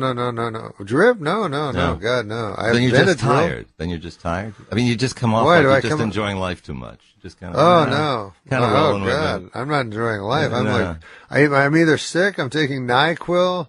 NyQuil's like taking drugs. Well, it is kind of. Yeah, they got alcohol in there. Yeah, I know, and I don't handle alcohol at all. But, it makes you sort of like, it takes away your stuffed up nose. You know what helps at it, the though? expense of being like sort of lightheaded. Ice cold studio helps. It is ice cold in the See? studio. Trying to help. I said I should have because I just came from L.A. where it was deadly It's hot. like 100 degrees there. Yeah, it was insane. So, Well, this is our heat wave. It's going to be like 86. Lloyd said 86 today in the that's city. gonna be cold. That is going to be very cold. That's cold. Yeah. No, 86 is. I'm down by the water, so it should be cold there. I can imagine doing this. Also, I think my voice is real low, like because I'm so nasal for my thing. That's what I think. That's why you think I'm ripped because I realize I'm so nasal. I'm kind of slurring, and I gotta get more energy. But the energy will be very false because I'm so breathless. Would you rather be doing the show, or would you rather be me having to do the interview? 8080810 if you want to have fun That's with the Norm. eternal question. Ain't it ever? 8080810 Ron Owens KGO. It's great values week at Safeway. That means great prices and amazing products. Don't miss our One time I remember as a little kid, I was like 8 years old, and I was behind my garage. I was sneaking a cigarette back there, and my dad caught me. I'll never forget it. And he grabbed me, and he hauled me in, and I thought I was in for the strapping of my life, you know? What he did is he pulled out this giant cigar. Must have been half the size of my arm, this big cigar. Stuck it in my mouth, lit it up, made me smoke it all the way through, right to the end. That's when I started smoking cigars real heavy. That, of course, is Norm MacDonald. Now, how would you did you hear yourself just now? Yeah. You think you sound the same? No, I don't sound anything like that. That was when I was like young, and I was like, when I did my act, I was like in dead fear. So like my voice would like go octaves up. You know what I mean? In fear of what? People not liking it? I don't know. No, I didn't really care if people liked it. I think when I have this thing where if I'm afraid if I go on stage, I'll have a big heart attack and croak, and then I always think that. You do? Yeah. Again, it'd be good publicity for the club. I mean, you're going to be where? You're going to be over at Cobb's this week. Cobb's, right? yeah. Yeah, we good. Help them out a little bit. Nothing wrong with that. Yeah. No, I have nothing against being a martyr. All right. For comedy, for free speech. I'm gonna need help on this. 8080810, folks. You help interview him. Okay. Let's have fun. Rachel, San Jose. Start it off. Good morning. Hi. Good morning, Ron. I just wanted to tell you, Norm, that I've loved you for so long, and I really love the roast you did for Bob Saget. That was just some of the funniest comedy I think I've ever seen. Wow, you're sweet. Saget's a friend. I like him. Saget's a good guy. Where was the roast on, Rachel? I never saw it. I think it was Comedy Central. And really? It was so great. If you could play a clip of it, I don't know if you can, but like. I can't, but Chris Hernandez can. He was roasting the roast. It was just so funny. All right. Do you remember any of it, Norm? Yeah. Yep. What do you remember? I did a roast of Bob Saget, and why? Do you have a clip of it? No, we will get one. Oh, he said there was a clip. I think we're gonna go. Where are you going with this? No, I was just wondering if there's a clip. All right, no. No, I instead of just explaining it. But it was supposed to be, these roasts, you're supposed to like insult people and be real dirty and stuff like that. So instead of doing that, I got a book that my dad gave me when I was a little boy. It was called like 101 Insults to Tell People at a Retirement Party. So I got all my jokes out of that book. You did, huh? Yeah, and then and none of them were dirty at all. They were like. I'm going to give it one more shot. How'd you get the Saturday Night Live gig? If you were you were the guy that was afraid and your voice would rise, how'd you get the gig? I don't know. I just went to Lauren. They like my stand-up, and then they said, come in and do 2 characters and 2 impressions. And I said, I don't got nothing. And that was it? Yeah, that was it. I said, I'll go on as a writer because I said, I'm not going to the audition because I don't know how to do characters or impressions. Here's what we're going to do. I've said it before and I'll say it to your face, I love you. You make me laugh like crazy. I will plug where you're going. You're going to be at Cobb's tonight, 8 and 10:15, Saturday, 8 and 10:15, Sunday, 8 o'clock. Don't be upset with me. We're done, okay? Yeah. Okay, thanks, Noah. I love you. Cool. I like it. Next time. We'll catch you next time. Okay, baby. That was fun.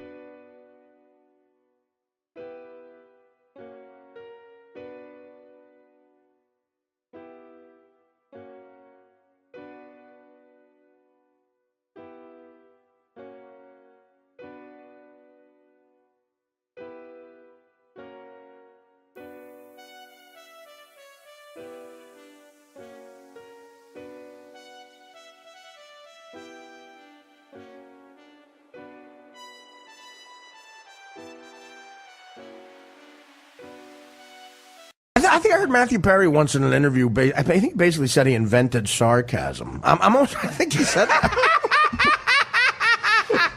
Norm was on Saturday Night Live. Norm tells the best fucking stories about some of those celebrities that went through there. And Matthew Perry had an assistant and said, he said to Norm, Matt wants to do a sketch that he wants you to be in where he talks like he does on Friends. He calls it Matt speak. And Norm said, what are you talking about? He goes, well, he invented a way of talking, the way he talks on Friends, Matt speak. And he showed him a clip, and Norm said, are you talking about sarcasm? Matthew Perry called sarcasm. He renamed it Matt speak. Hilarious. And Norm goes, you're talking about sarcasm? What about the black odd couple? They should have just said to him, oh, that was really good. I think one of the younger writers said, I think Matthew Perry is a genius. And I think that's what it was. And Norm said, is he good at math or something? Harvey Weinstein was holding court. He was talking about he had seen that scene of alternative comedy, and he had seen somebody that everybody was kind of at that moment was the king of that. That's all. And Harvey Weinstein, I've been seen him at work. He's a very obnoxious, he just yells shit out that he thinks is brilliant, like Stephen Wright jokes or something. Right. You can't have everything. Where would you put it? Stuff like that. So he goes, he says this guy's name, and Norm's sitting there. He's on with Lorne and everybody, and and Harvey Weinstein says this person's name and goes, I think Sons is a genius. And then he looks at Norm and goes, Norm, what do you think? And Norm goes, is he good at math or something? And it's like, okay. All right, Artie, first things first. You and Chris Farley on the Dirty Work set. Oh, wow. Dirty Work was his last movie, Farley. Right. And in between shooting Dirty Work and dying, he did Saturday Night Live. He hosted it. So Norm said he's out of control. You got to come to the after party to help me watch him. That's how out of control he was. I was asked to watch Norm MacDonald and Artie Lang are babysitters. Yeah, exactly. Right. So Norm leaves for a couple of minutes, and I see Chris disappear into a bathroom with Andy Dick. True story. 5 minutes he's in there. He comes out giggling. Norm comes back and goes, what's going on? I go, bad news, man. He went into a bathroom with Andy Dick for 5 minutes, and, there's only two reasons a guy goes into a bathroom with Andy Dick, and neither one is good. And without missing a beat, Norm said, holy fuck, I hope he's high. So, good news, he was high. Speaking of Norm. Oh, there he is.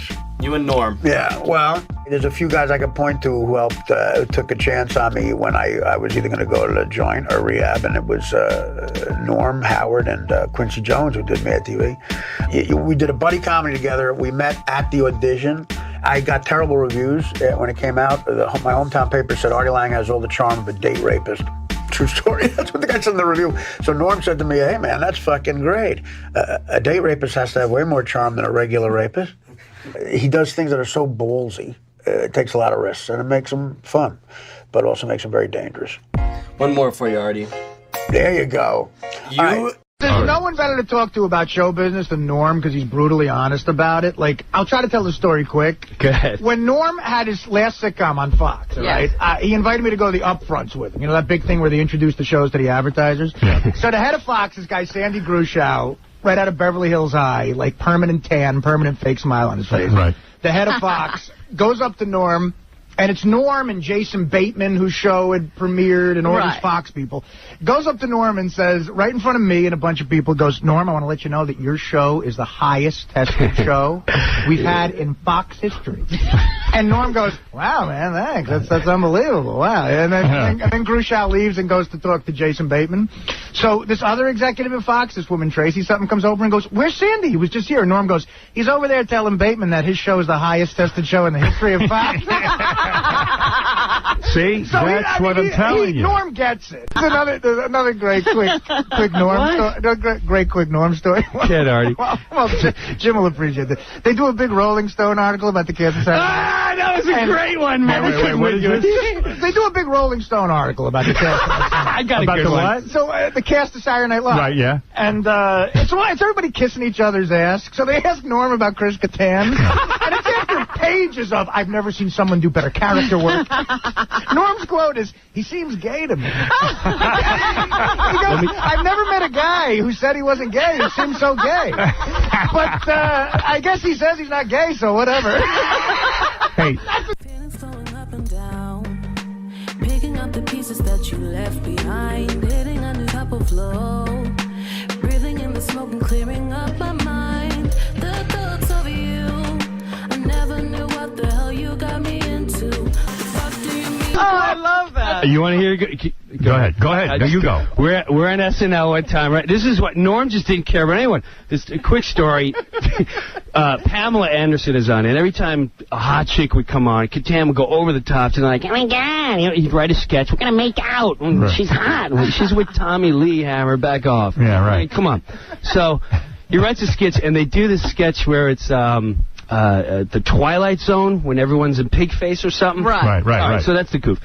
So me, Catan, we're all in it, and Norm is the guy who's got to go, imagine if you will. And Norm doesn't read sketches, and he's a pro. Right. So he would rehearse it and go, hey, imagine if you will, and second time, and Catan would go, oh my God, you don't even sound like him. Why would you do that? And I would stand and go, Norm, you gonna hit him back? Like, you gonna say something to him? You're just gonna take that from this guy? Now we go to a dress show, which has an audience, and it's being filmed. Right. And again, he starts punking into Norm on the set. Right. He's going, oh my God, Norm, you gonna do it right? It's my only sketch. Right, you don't sound like Rod Serling. He's like, hey, imagine, 10, 9, and we're on. Hey, imagine if you will. And he knew the deal. Right. Now we go to air. And Norm still hasn't said nothing. Every time Catan would say something to him, I'd look at Norm like, hey, man, you're my hero. What's up? Because if you're not going to say something, I will. Right. And sure enough, you know, he'd give me like a wink. I swear to you, he'd give me a wink. I'm like, I don't know what's going on. Live air comes on. And I'm like, 20 seconds to the Twilight Zone sketch. He starts up again. We're mic'd, the whole audience is listening. He's like, oh, God, Catan. Norm, you better sound like... Oh, God, Pamela, you're so hot. Norm, Pamela, I can't wait if you ever get rid of... 10 seconds! Norm turns to Catan. Right for his head, he goes, hey, Pamela, did Chris tell you he's gay yet? And he's got all this rage because he likes being gay. Everyone, why don't you just say you're gay and you wouldn't have all this anger and be a pester? 5 seconds! And you wouldn't have all this rage and try to interrupt everyone's sketch because you suck this week. And we're on! Imagine if you will. I'm like, there's my hero. There's my hero. See, he knew to save it for the live air. Saved it. He saved nice. it. And Catan sank. I couldn't even get my words out. Hi, I'm Norm MacDonald. You know, a while back I met myself underneath the Queensboro Bridge. I employed this copy of myself, and while the man earned his coin, I gazed at the water channel and suddenly saw my whole career in clips. Then my vision cleared. Why, that man wasn't Norm. He didn't even look like me. You know, not a day goes by that I don't think of that guy and how much I hate his guts. I know it's time to close my eyes to old ends, open up to new friends, leave my heart in Berlin, where the tables turning, seeking up the... Now what else do we have here? Oh, a curling stone. You know what these are made of? I always took them for granite.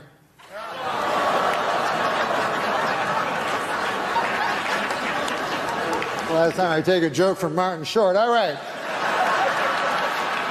You're Canadian. You know, this is an incredible thing I read. The curling, which we get excited about every 4 years. Phenomenal. That is not a renewable. Do you know what those are made of? The curling stones? The stones? I don't really know. Aren't they goiter? I've always taken them for granted.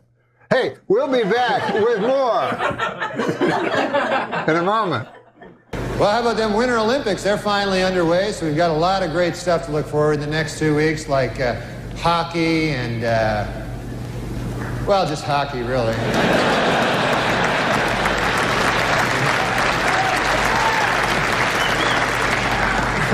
I was watching last night, I saw speed skating, and my goodness, you know, could the outfits they wear be any tighter? Holy Lord.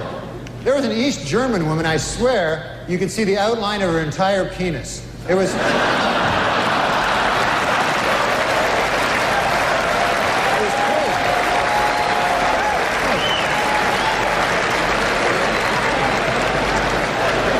Oh, my goodness. Well, there's all kinds of sports celebrities in the audience tonight. I see. I know that in this day, nobody's gonna change. You won't ever leave. On my mind again, I'm still not tired of it. Can make you want me. And I might act okay, say things will stay the same. Say I'm all out. The Olympic Committee has been dealing with this issue forever. You know, back when I was competing in the 70s, they would, all the women, especially the Soviet women and East German women, had to get saliva tests. Right. Yeah, remember that? I remember they would wear, their outfits would be so tight, sometimes you could see their penis. Yeah, the Eastern Bloc. I wasn't looking down there, but I'm glad you were. Yeah.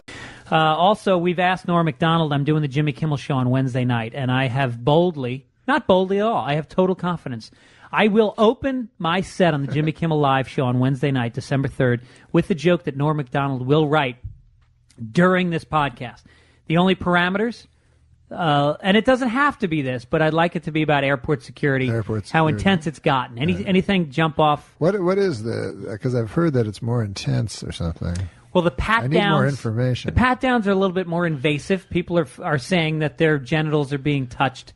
One woman had to remove her fake breast. She had like a breast. Well, what happened is the new scanners, some people are it's not just the metal detector, it's a scanner, and it sometimes depicts you in an embarrassing way. So more people are rejecting the scanner. In other words, they can see you like with X-ray vision. They can see your body So naked. now if you reject the scanner, which you're entitled to, you get a pat down, but the pat down is pretty thorough.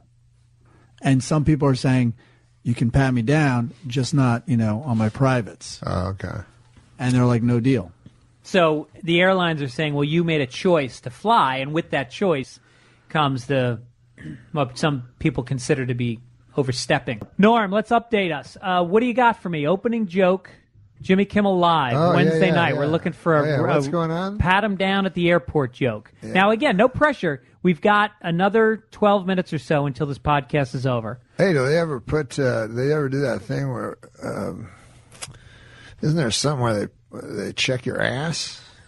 Yeah, it's a probe, anal probe. Do they do that at the airport? What? That's a bad attempt. That's a bad attempt at a joke. Mike, why don't you just say it, Mike? Gibbons, you don't want your fucking fingerprints on it? He's an artist. The TSA might think I keep my weapons between my festive testicles and what the fuck? My anus. And my anus. Hey, what are you, in third grade?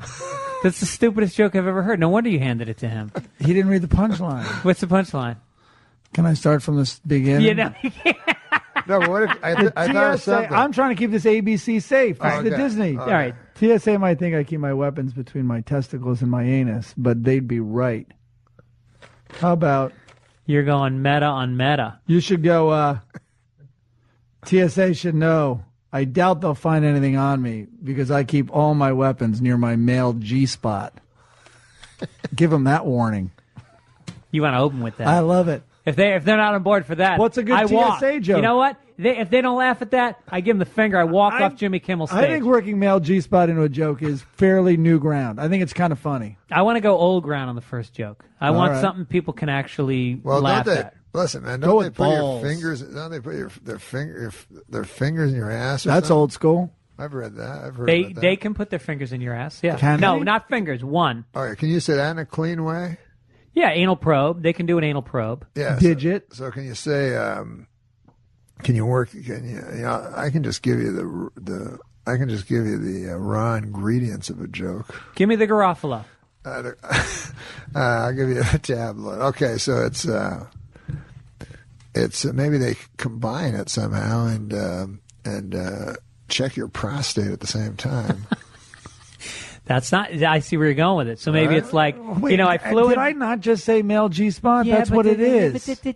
No, Shut but this up, way Mike. it's like a health service. I like it. So I just flew in from New York, and good news is there you go. I'm not carrying any loaded weapons. The bad news is I have 6 months to live. to live. It needs more Well, explaining. it needs more explaining, though. The good raw news- ingredients. I had a digital exam. They give me a digital exam at John F. Kennedy Airport. Good news is I'm not a heroin mule.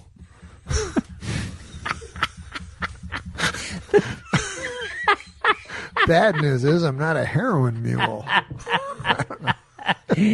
So I just flew in from JFK, and man, I don't know how else to say this. Is my prostate tired?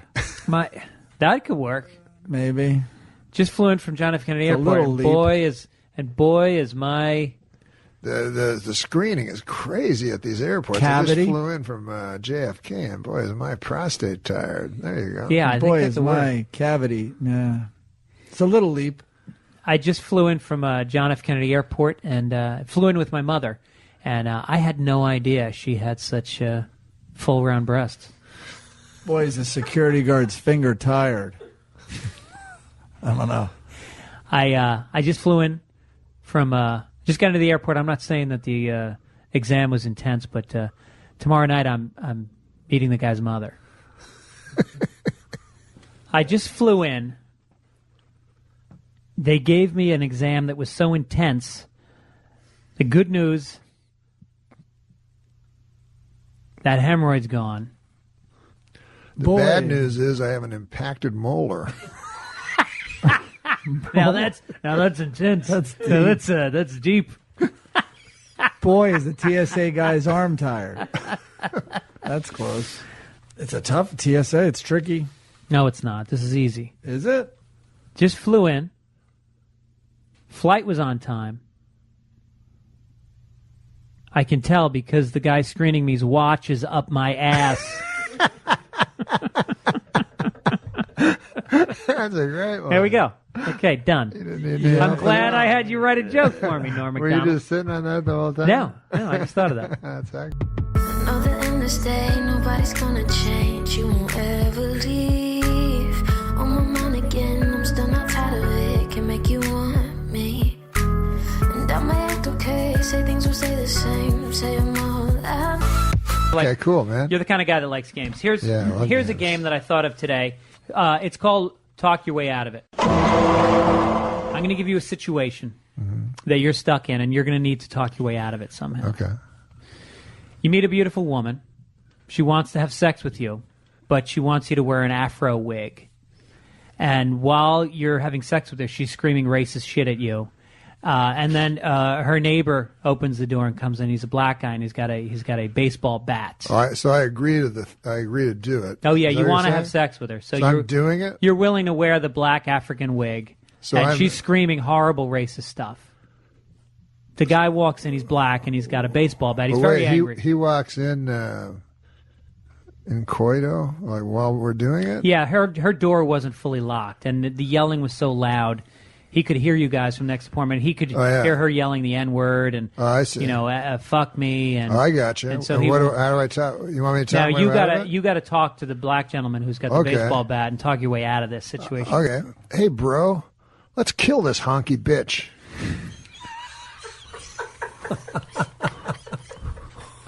So you just commit to black. You just go. Yeah, I'm go. with you. Come on, man, you and me, jive turkey. And that was Talk Your Way Out of It with Norm MacDonald. No, but Andy's a fantastic guy. I'm curious about something. And when I say, I used to make jokes at 12:30 about him being gay, that's absolutely ridiculous. But when we were starting out, I will tell you one story about Andy. This is what happened. I'm scared. I was working at Art's The deli coffee shop, deli yeah. and coffee shop, bussing tables. So Andy comes up to me and he goes, "Hey man, I got a way to make some money." I said, "What is your way?" He goes, "I'm going to become a male prostitute." Now I said, "Andy, you're not gay. It doesn't make any sense." He goes, "But a guy has to make a dollar." So I said, "All right, do what you want." So he comes to me the next day and he says, "Hey, I'm buying breakfast." I says, "Why is that?" He says, "I made $450.05 last night." Wow. I said, "What on earth?" He goes, "Yeah, did some tricks there, they call it." I said to him, you know, I eat steak and eggs. I eat, you know, expensive. He says, that's all right. I made $450.05. And I said, well, who on earth gave you 5 cents? He said, every one of them.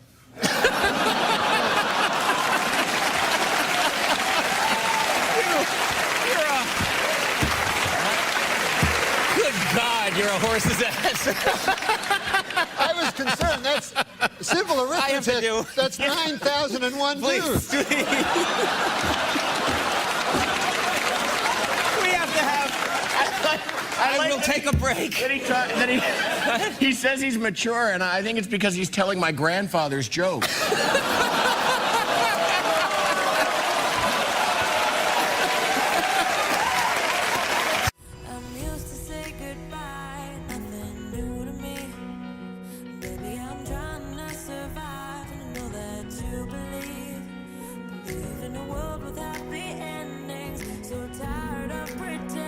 Let me read you something that was posted on our message boards from someone who claims to be a member of a known pedophile network.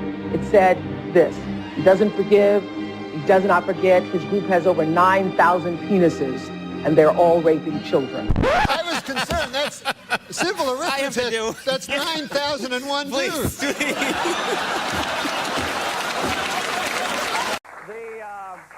The weekend update guy on Saturday Night Live. Now he's moved on. He's got a new movie coming out on Friday called Dirty Work. Hey, the truck looks kind of small there, Anton. This is live. I'm on live TV. Trunk's fine. As you can see, friend, it's not small. It's a big trunk. I'll show you right here. Well, you got a dead hooker in the trunk. What? No, it can't be. Yes, it was. It was a dead hooker. It wasn't a dead hooker. Hell, I know a dead hooker when I see one. Hey, folks, come on. Hey, here's another dead hooker in this trunk. What? Oh, my goodness. What are you doing? I've never seen so many dead hookers in all my life. Lord knows I have. This is Norm MacDonald.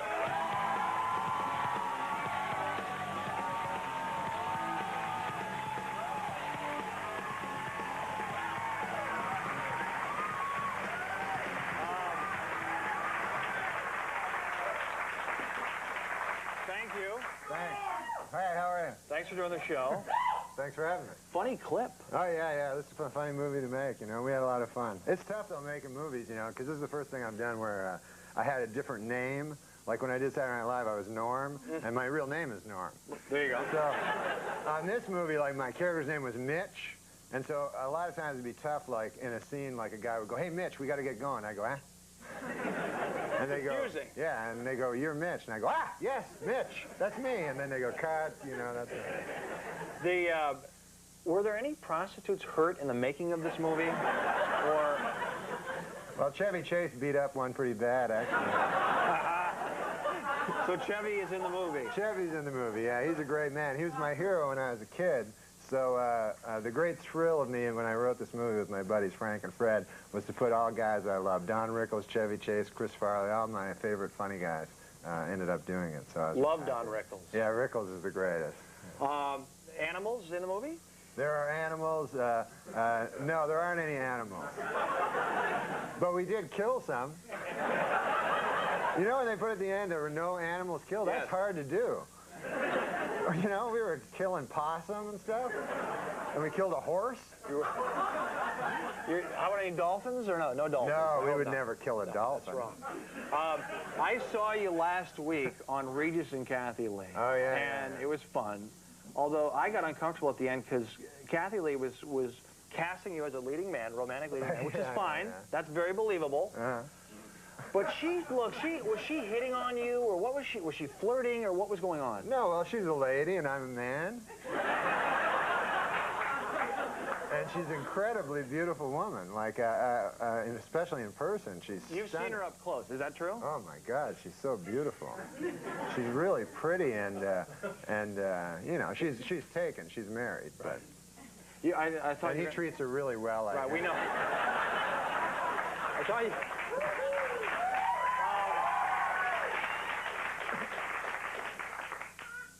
Don Ohlmeyer, we mentioned him, was going to MGM does the movie. They were gonna buy time during the NBA Finals. Yeah, how cool would that have been? That would have been great. But Don Ohlmeyer nixed it. He pulled all the ads. Do you think it was the OJ stuff? Because I have an idea. If you would do some pro-OJ jokes or pro-wife murderer jokes, you could still do that now. Do you think then he would come back around? I think he's definitely rehabilitated himself because now he just stabs women with bananas. Right? I've seen that. That's right. So that's doing a lot better, you know? And I think, I'll say right now, if this will help Don Ohlmeyer, that the only thing O.J. Simpson is guilty of is being one of the greatest linebackers ever. That would be running back. That would be running back. That's okay. It's time for 5 questions. There we go. Feelings flowing up and down, picking up the pieces that you left behind, hitting a new type of flow, breathing in the smoke and clearing up my mind. The thoughts of you, I never knew what the hell you got me into. This is going to be tough because I only know 4 things. Wow, we may ask 4 of those. That'd be great. We start with geography. Who's your favorite supermodel from Australia? Supermodel from Australia. That would be Alan McPherson. That is correct. I chose that one. Okay. The blackjack dealer is showing a 7. Do you split your 8s? You always split 8s, yeah. Yes, very good. Let's play the pyramid. Schwarzkopf. Generally famous Norman. Yes. Wow. That guy there at the bar. Very good. Category is dirty tricks in the play of the same name. Who pulled a fast one on Othello? Iago. Wow, that is good. You weren't supposed to hit that one. And now we finished very difficult. Finally, NBC's Don Ohlmeyer. Punk-ass bitch or bitch-ass punk? Well, that's an age-old debate that I can't get into. We'll never answer that one. That is correct. This is awesome.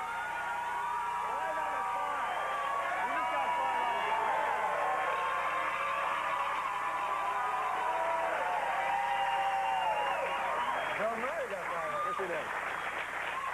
Dirty Work opens on Friday. Big hand for Norm MacDonald.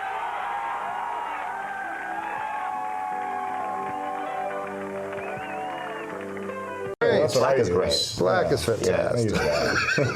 Right? Yeah, I mean, black is fantastic. Even though, they're not black anymore. But then again, we're not white, right? Right. We're pink like his fucking asshole.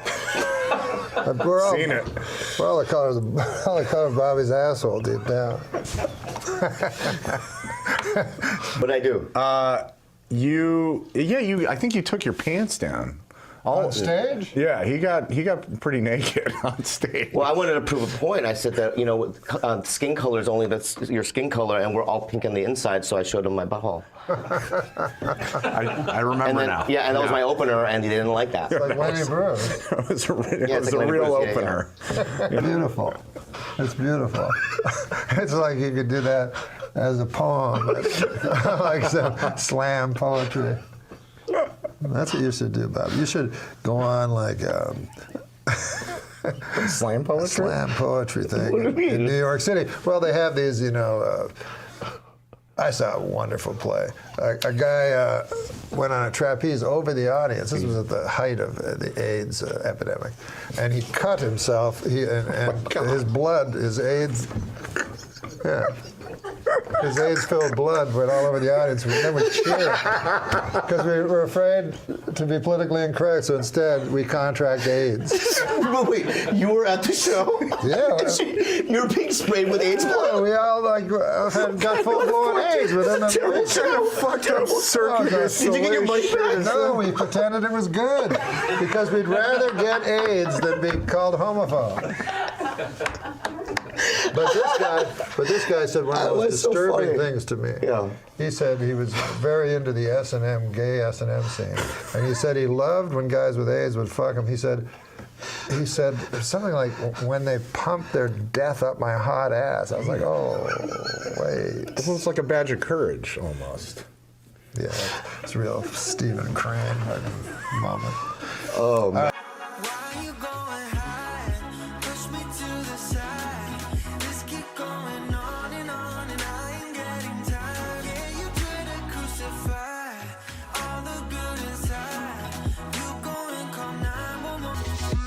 we sought a sex meeting because I'm not good with condoms. I don't mean to get graphic, and I did. See, I'm an older guy. I grew up before AIDS was invented or whatever. And I remember... One of the worst inventions ever. I know. I remember it was one of those things, someone's talking about herpes, and they go, there's another thing. Dr. Gerald AIDS with his fucking idea. Yeah, and the AIDS candy had to go away for the Provenza show. Here's the thing. My favorite story of all time is Pistorius. Oh, yes. The runner. Tell who Pistorius is. Well, you know who Pistorius is. No, but for the viewers that don't know. Who doesn't know? Well, the viewers that don't know. South African gentleman. Well, some viewers don't know. A kid well, he should tell it to some of the viewers who don't know who Pistorius is. He's an Olympic runner who ran with blades. Everyone knows who he is. Well, I wouldn't say ran with blades. I didn't ask you what you would say that's right true. now. That's, You're I mean, off no, drugs. that's true. I am off drugs. Okay, listen.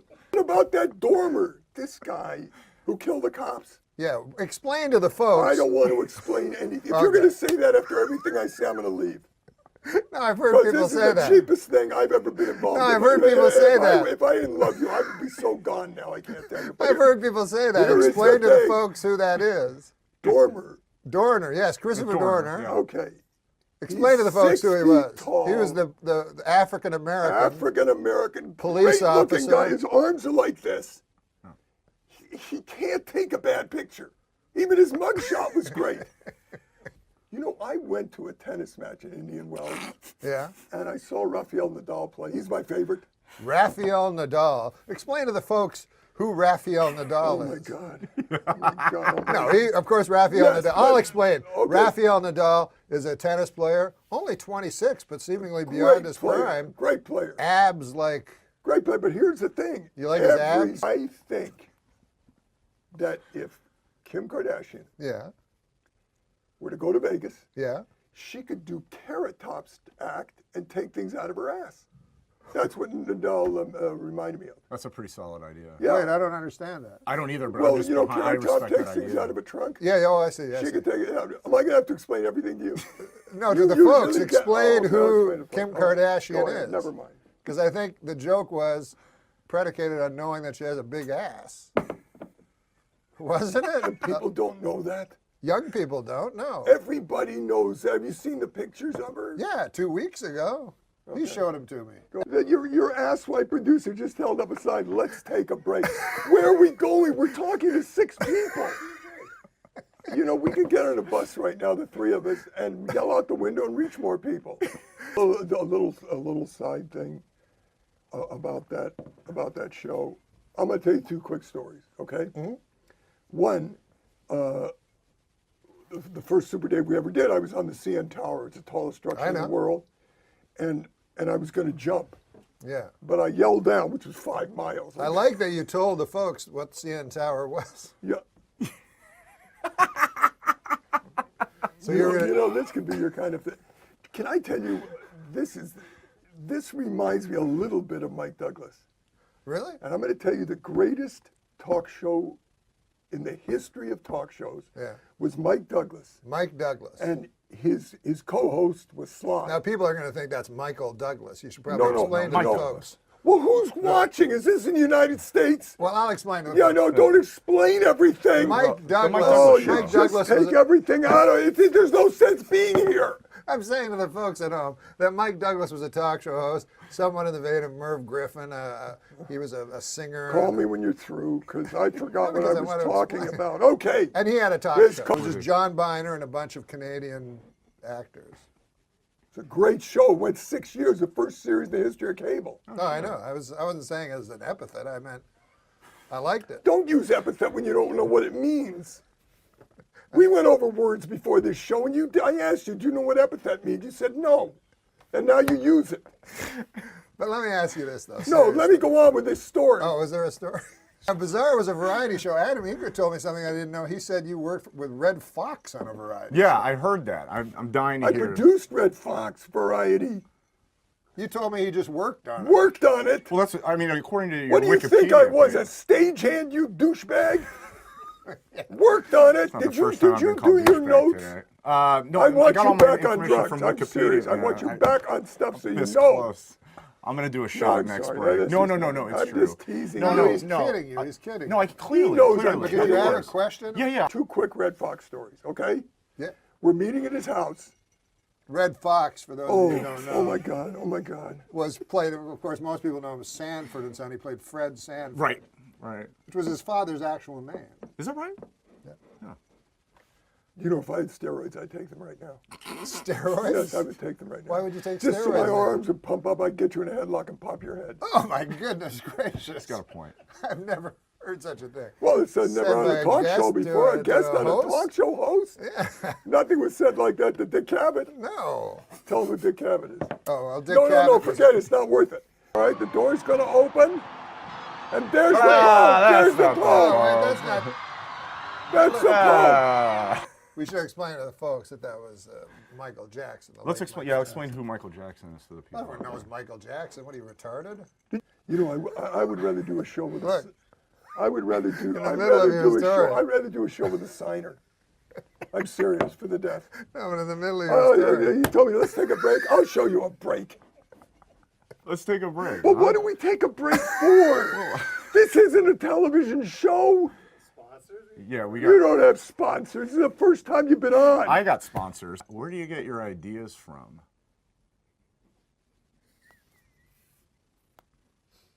Well, I mean.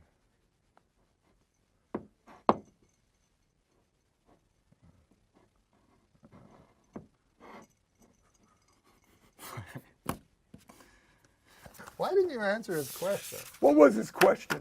Ask him that. Don't ask that Sorry, again. That ask was that the again. dumbest Too god rough. question I've ever heard. You just want to know where you got Yeah, your well, I got to tell you where I got it, at Ralph's. That's where I got it. Any particular Ralph's? Yes, no, it's at Beverly Hills Ralph's. Okay. Got it in the On meat Bever- section. the one on Beverly. Beverly Drive, Oh. okay. Well, I guess it That was doesn't sure really cut together great, by the way. You got a crack staff.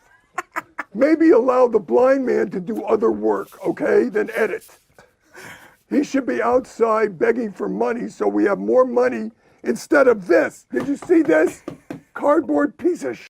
Explain to the folks Explain to what's going on. that Super Dave is addressing Daniel Kellison, the producer. Ah, yes, Daniel Kelson, our trusty producer, who I think's done a great job personally.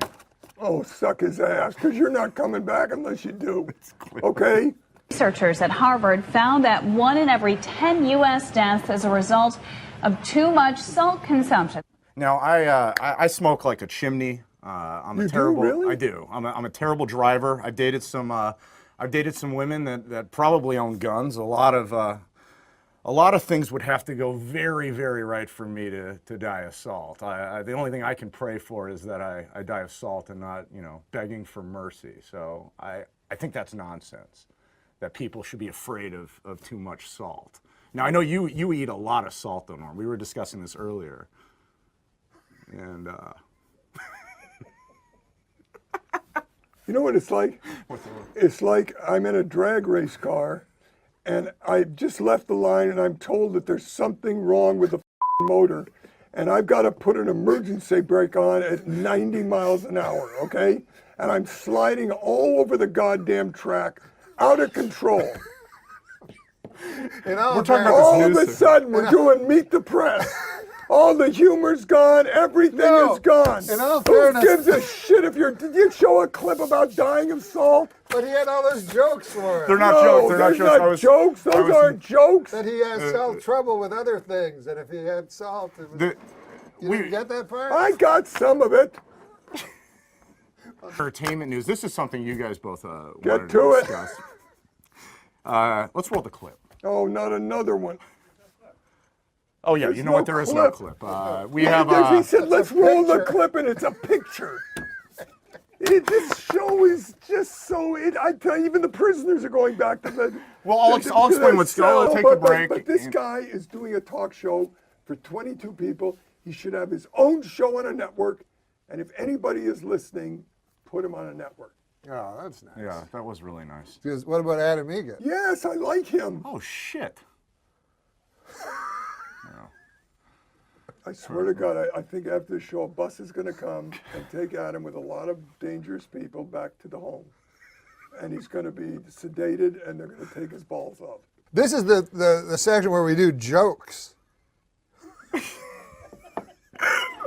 Do you want to read one? Just read into that camera for the folks.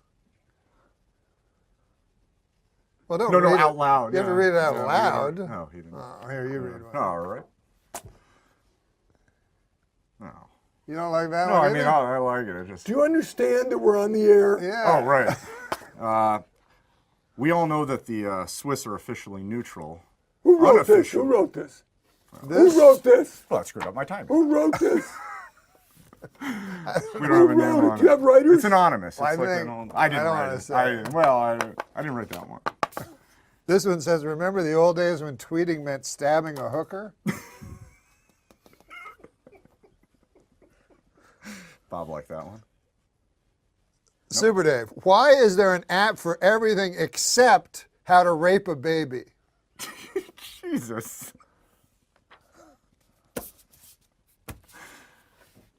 Some gold-plated chains would make a nice retirement gift for a very, very good slave. Well, Are you serious? Well, this was written. Are you serious? This was written years Did ago. you just write that? I didn't write Did it. you just say that? No, I read it. Yes. You read that? It was an old. It was written, Oh obviously. my God Almighty! I'm not part of this. No, it was written No, before. I'm not part of this. No, you can't read that. Well, we could nip March Madness in the bud if we watch for the warning signs of brooding antisocial February fever. Who is writing this? You're doing this. This is your life. You're putting your life on it. You dress like horseshit tonight. No, that was Adam Egan's I don't fault. care. That was You Adam should have Egan's worn fault. I told you to bring a some wardrobe. kind of a hose coat. But that was You Adam got Egan's a fault. thing with a hood. But that was Adam Egan's But then fault. you're reading these. take This is responsibility. That you. was- Can you find out what the quickest way is to the Santa Monica Freeway, please? And don't call me again. Super Dave. I don't care about anything. You don't call me again. There's no last minute fill in. There's nothing. Okay? Thank God we're only reaching 50 people. Wait, That's Super all Dave. I can tell you. Sure, junkyard dogs are mean, but the meanest dogs are generally found guarding concentration camps. And it says here, there's a note. Early versions of the Jim Croce's 1973 smash hit Big Bad Leroy Brown. Do you remember that song? Tell the people the No, do you know what you just said? It Do you have included. any idea what you just read? This says it No, did you have any idea what you just read? that It was an junkyard dogs. anti-Semitic joke about the concentration camp. No. Oh, Not what do you mean? anti-Semitic no, at no, all. No, it's Semitic? No. Well, I know what the problem They is. use 'cause Did you write it? I didn't write that. Who wrote it? They Are you- use the meanest wrote it? dogs. I don't know who wrote it, but I think the problem is that some people might not know what the concentration camps are. So you might need to- Concentration camps were found in Poland. Oh my God! And Oh, what? fucking What? almighty. Oh my Christ Concentration almighty. camps. Please were- get my nurse. I swear to God, get her in here right now and I'm reel trying me to away. explain to the Did you folks kind who of- know. are Did you have too much You salt? know what? This is your first show, and these are the. Well, I don't want to bring up the systemic, extermination attempt against No, the no, Jewry no. of Europe, but this says on this piece of paper that Bad Leroy Brown initially included the line "meaner than a concentration camp dog," but Croce decided it was unpleasant to the ear. And it was also offensive to Jews, gypsies, and homosexuals. Little did it matter, Croce would be dead within You know the what year. I'm going to do tomorrow? I'm going to watch the fucking View. The View? That's what I'm going to do. How dare you? How dare That's you? where I'm going to get my humor from. You told me you didn't like The View. But I'm watching it tomorrow. You told me you didn't like it. I never told you that. Oh, you I like it? told you they're my favorite of all time. Oh. And Barbara Walters is never leaving. She's 83 and she had chicken pox. Can you believe that? Yeah. Wouldn't you love to see her chicken pox? No. No? At 83 at night in the negligee coming out of the bathroom? Wouldn't you get shingles then? No. If you get chicken pox, you can get shingles. Yeah. But she hasn't gotten them yet. Yeah. What a group that is. Oh my Yeah. God. I heard you got cut. It's just too hard to move when you're standing right there. It's just too hard to walk away and leave it like that. Can we give it one more night, just one more night? And then Hello? Sounds like he's dying. Hello? Hello? Super Dave. Can you hear us, Super Dave? Hello? Is this Norm? Yeah. What a f***ed up connection. Are you on a cell phone? What difference does it make what I'm on? Turn off your radio. Stupid podcast. I might as well be on a can with a string. Super Dave. So amateurish. Super Dave, during the commercial, Kevin and I were recalling the first time you ever met. Don't recall anything. This is What? so out of line. Did I recall something? Listen to me carefully. First of all, I'm talking on an echo. Get out of the cave. I say something and then I hear my voice. It's like I'm on a fucking ship at the zoo. Are you in the desert? No, I'm not in Palm Springs. I'm out. Doesn't matter where I am. Sounds like he needs help, wherever he is. Well, Kevin Nealon is with us. I love him. Do you know something? That the two of you are my favorite all-time Canadian comedians. Do you know that I introduced you and Kevin Nealon to each other? Yeah, I do. I know that. I knew a lot of things before you started doing this stupid podcast. Do you know that I introduced you on... Listen to me now. I have a question to ask you. Oh, okay. A question. Okay. Excellent. Okay, listen to me carefully. It has been documented that twins, when one twin gets a mosquito bite, the other itches. If a twin has an allergy, the other sneezes. Why didn't Jared Collins... Fortunately, we can all finish the joke. Phone is ringing. Soon Super Dave should be answering from the desert. Phone ringing right now. Hello? Bob. Super Dave. Yeah. Where did you go? Yeah. What are you in a grocery Stupid store? show cut me off. You broke away in the middle of a great joke. No, it got disconnected. No, they said you hung up. No, I didn't hang up. Go ahead and finish You your joke. disconnected me. Just finish the joke. I was right in the middle of the twin setup, and then I was going to say, if twins know everything, how come Jared Collins didn't question that his ass hurt for 22 years? We got a good connection now. What a bunch of what? Daniel Kellison just wrote me on the monitor here, and it says, "Bad news, Super. We have to end the show." How does he know? How does he know when it ends? Well, Who I don't knows know. when it begins or ends? You know what? A car just passed and I waved, which means I reached more people than you two did. Thanks so much for calling in, Super Dave. Please come I back. didn't call in, asshole. I didn't call in. You called me. I'm not calling into this. Let me explain something. If I'm homeless, I'm not calling in. Duly noted, Super Dave. You understand? You understand? Yes. Jesus Christ, thanks for calling in.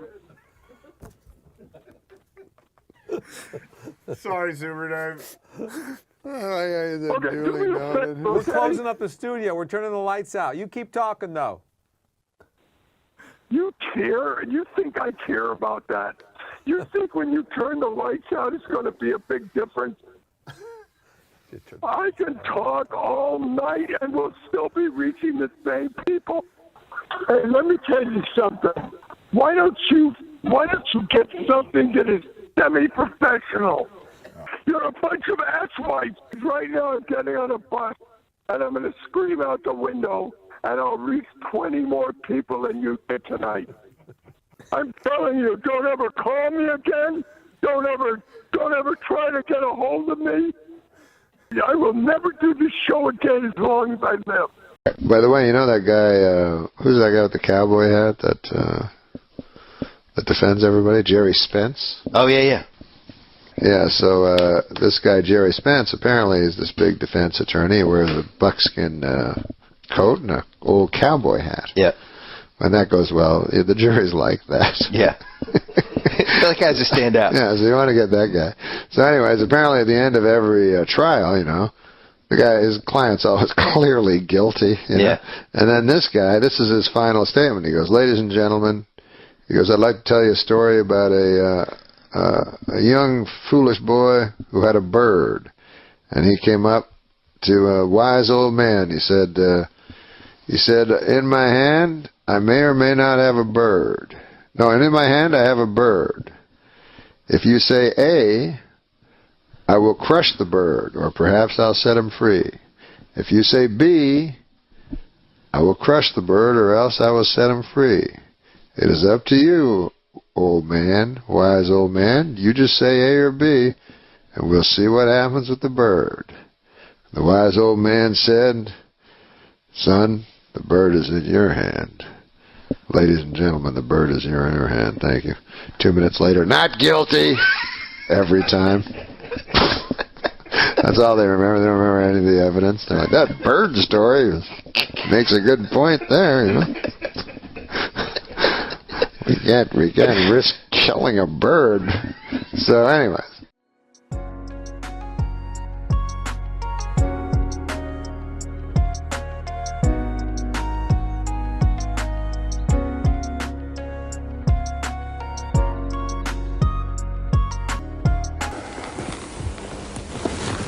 I sometimes tell a story in very special cases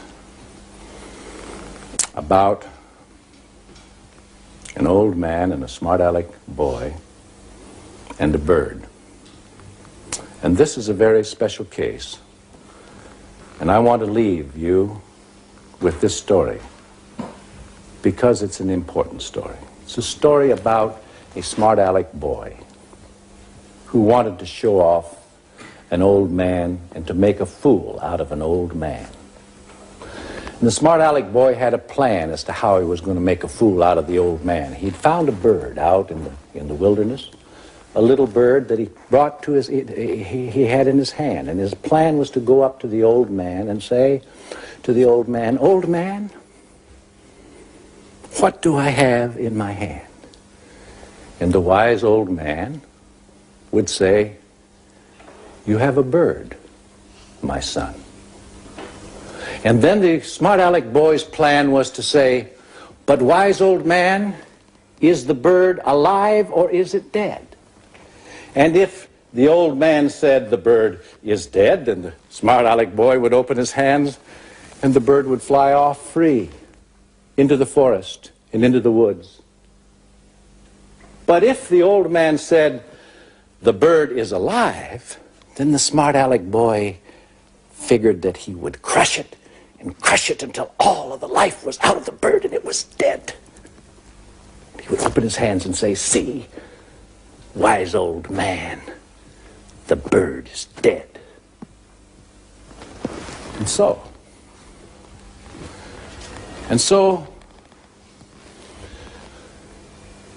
the smart-aleck boy went to the old man and he said, old man, what do I have in my hands? And the old man said, you have a bird, my son.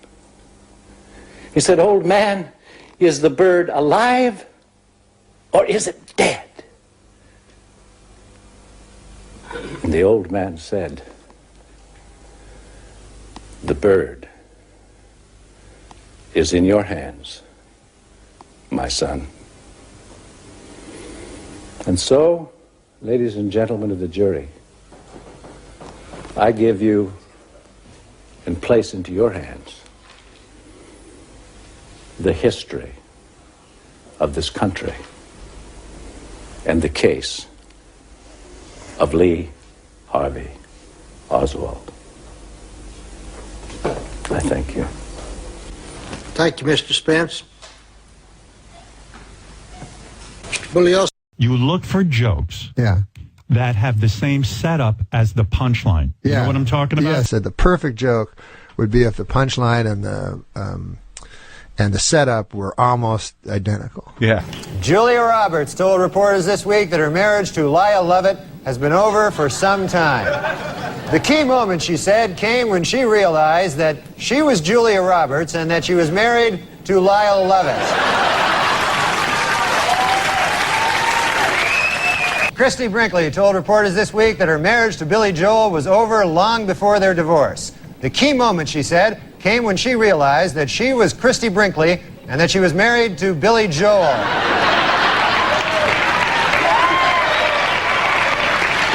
According to an obscure 14th century law, British Army Captain James Hewitt could be hanged for having an affair with Princess Diana. The punishment for having sex with Princess Diana is death. The punishment for having sex with Princess Anne is having sex with Princess Anne. A new development in the O.J. Simpson civil trial this week. According to sworn testimony, Nicole Brown Simpson had told her therapist that she was afraid of getting beaten by O.J. Simpson. Asked why he didn't report this earlier, the therapist said, "I was afraid of getting beaten by O.J. Simpson." Our top story tonight comes from the O.J. Simpson civil trial, where this week it was revealed that in his first interview with police, Simpson had refused to take a lie detector test. His reason? It detects lies. When I was a kid, my dad would tell me that this man was a gold medal decathlete. Why, the greatest athlete in the world. And now I have to tell my kid that this man is a man. A Labor Department task force says it will crack down on sweatshops in New York's Chinatown, where employees work 90-hour weeks for as little as 75 cents an hour. A spokesman for the sweatshop owner said, quote, "That's all we can afford to pay. This is a sweatshop. We make sweat." 18-year-old Julie Wozchak will be going to Paris after winning an essay contest sponsored by the Dayton Daily News. She won for her essay, which was entitled, "Why I Want to Go to Paris with Some Old Guy from the Daily Dayton News." Dayton Daily News. Like that would have helped. Okay. A 3-year-old Texas boy remains in fair condition after being assaulted by the family's pet cougar. No one knows why the attack occurred, but hey, how about because their pet is a cougar? How about...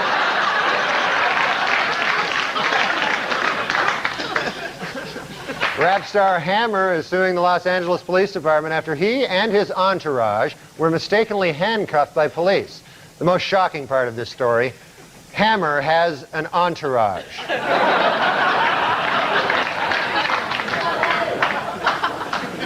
Painting that depicts a large rat sucking at the breast of the Blessed Virgin Mary was removed from a high school art display due to complaints by local residents. The artist blamed the complaints on a lack of art education, while I blame the complaints on the fact that it was a painting of a large rat sucking the breast of the Blessed Virgin Mary. This guy died, Jerry Rubin, and he was a yippie. Yes. Not a hippie, but a yippie. I remember my dad going, "Who is that, a goddamn hippie or a yippie?" You know. Yippee! Jerry Rubin died last week. Oh, I'm sorry, that should read, Yippee Jerry Rubin died last week. Sorry about that. I'm sorry. My mistake completely. Just, I didn't read it right.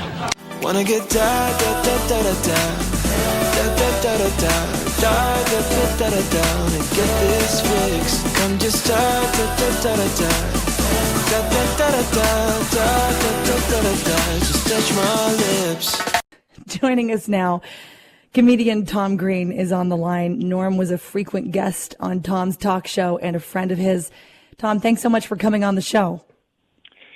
Yeah, thanks for having me. It's such a sad day for comedy and for everybody who loves comedy, and just wanted to send my condolences and sympathies to Norm's family and friends and all of his fans here in Ottawa and around the world. As you mentioned, he was from Ottawa. He went to Gloucester High School, as you mentioned. I always considered him an Ottawa boy there, eh? And when I was a kid, I started doing stand-up comedy myself in Ottawa at Yuck Yucks, and that was before Norm had made his big, had his big break, and it was before he was on SNL. And I was probably 15 years old, going down to the basement of the Beacon Arms Hotel where Yuck Yucks was at the time on Albert Street, and Norm was probably in his mid-20s, and he was unlike anybody I'd ever seen on stage. A different kind of comedy than I'd ever seen on television or anywhere. Just the acerbic, sarcastic, surprising delivery. And you mentioned his deadpan voice and delivery was something that was very new.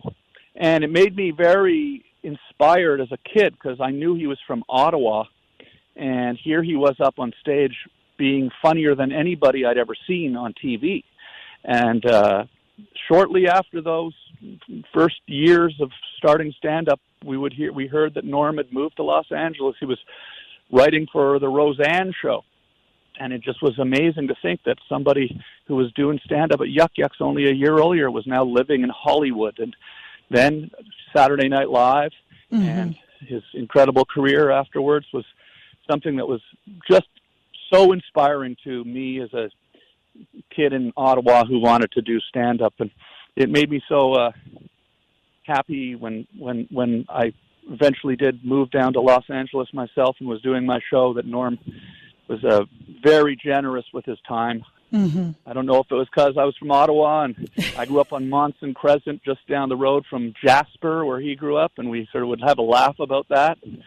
But he would come to my show, and when I was doing my internet talk show in my living room in the early 2000s, and we would just sit up there on air and stream before web streaming was a thing, and have laughs like you wouldn't believe. What was he like as a guest, Tom? What was it like to have him on the show? Well, he was just, the thing about Norm is he's just such a brilliant guy too, and he would find ways to talk about subjects that you wouldn't normally find yourself talking about, and then he would find comedy in them in places that you would never expect. And his just delivery was just, of course, incredible. His whole way about him was very, very unique and just hilarious.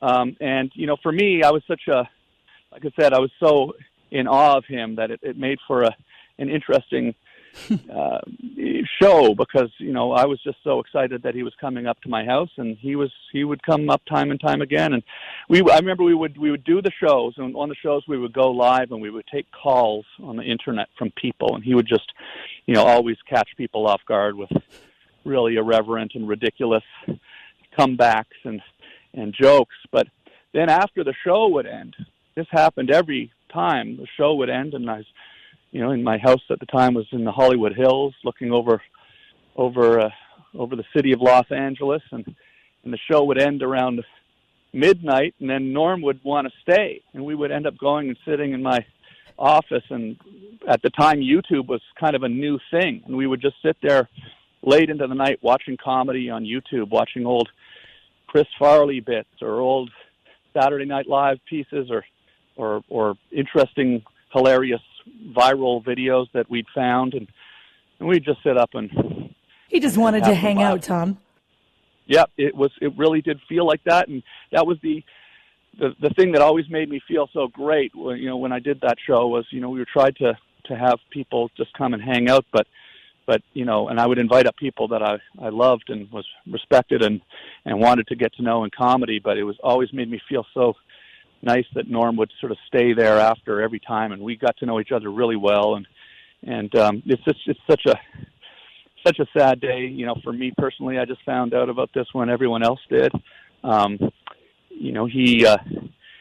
He really did keep this quiet. I did not know that he was battling cancer. As a cancer survivor myself, I know how complex and stressful that can be. It makes me, it surprises me that and I wish in some ways that he'd reached out to me and talked to about it, because I could have been there for him as a cancer survivor. But I think it's probably, I'd like to think that he must have felt there was some element of surprise. He always felt that it was good to have an element of surprise in a joke, that a good joke, a great joke, has to surprise you. And that was his style on stage, and it seems to be that might be maybe his final point was to catch us all off guard one last time, a showman to the end. Rest in peace. Tom, thank you so much for coming on the show and sharing these wonderful stories. It's such a fitting, lovely tribute to somebody who meant so much clearly to you and to so many listeners. A comedy legend. Thank you so much for coming on. Yeah, thank you very much. Rest in peace, Norm MacDonald, and thanks for calling. Appreciate it. You take care, Tom Green. Comedian Tom Green calling into the show. Knew Norm MacDonald. Spent some time with him as a friend, as somebody that he worked with, because, as he said, Norm would come on his talk show. And they got to know each other that way. Both of them also with that Canadian connection. You say I don't listen. I tell you I try. And we both got our own problems. So I said, I can think of something. I can handle it, you know. Because for like Letterman or somebody like that, it's real hard. You have to be really on the top of your game, as you know. Right, yeah. Because he's real funny. But The View, it's not that tough, you know, to keep up with. Right, sure. Star Jones or whatever, whoever they are. So Barbara Walters there, though. Yeah, she's tough to keep up with, right? I don't know what that means. So I'm like, I'll be fine. That's what I kept telling the guy. So the guy's like, but that's their job, you know. So this guy would always have ideas. He would phone me with ideas. He'd go, This goes on for weeks before the appearance, right? Weeks. It's almost like it becomes like work. It is. Talking to that guy is harder than talking to the host, you know? Yeah. And he's excited, and it's his job, so I don't want to. So he'd be like, what if he came out in a red wig? I like, what the fuck? Why would I do that, right? He's like, the gals have been teasing Barbara about, you know, tinging her hair. I'm like, no, but then it'll look like my idea, and then I got a red wig on, and, you know. Right, I yeah. have to take You it don't off. want to take part in their So, silliness. Just over and over, you know, every time. And he goes, well, do you have anything? I go, no, I can't think, but I'll think of something, you know. So he says, anyways, one of the ones he phones me, he goes, I'll tell you what you do, man. He goes, you come out.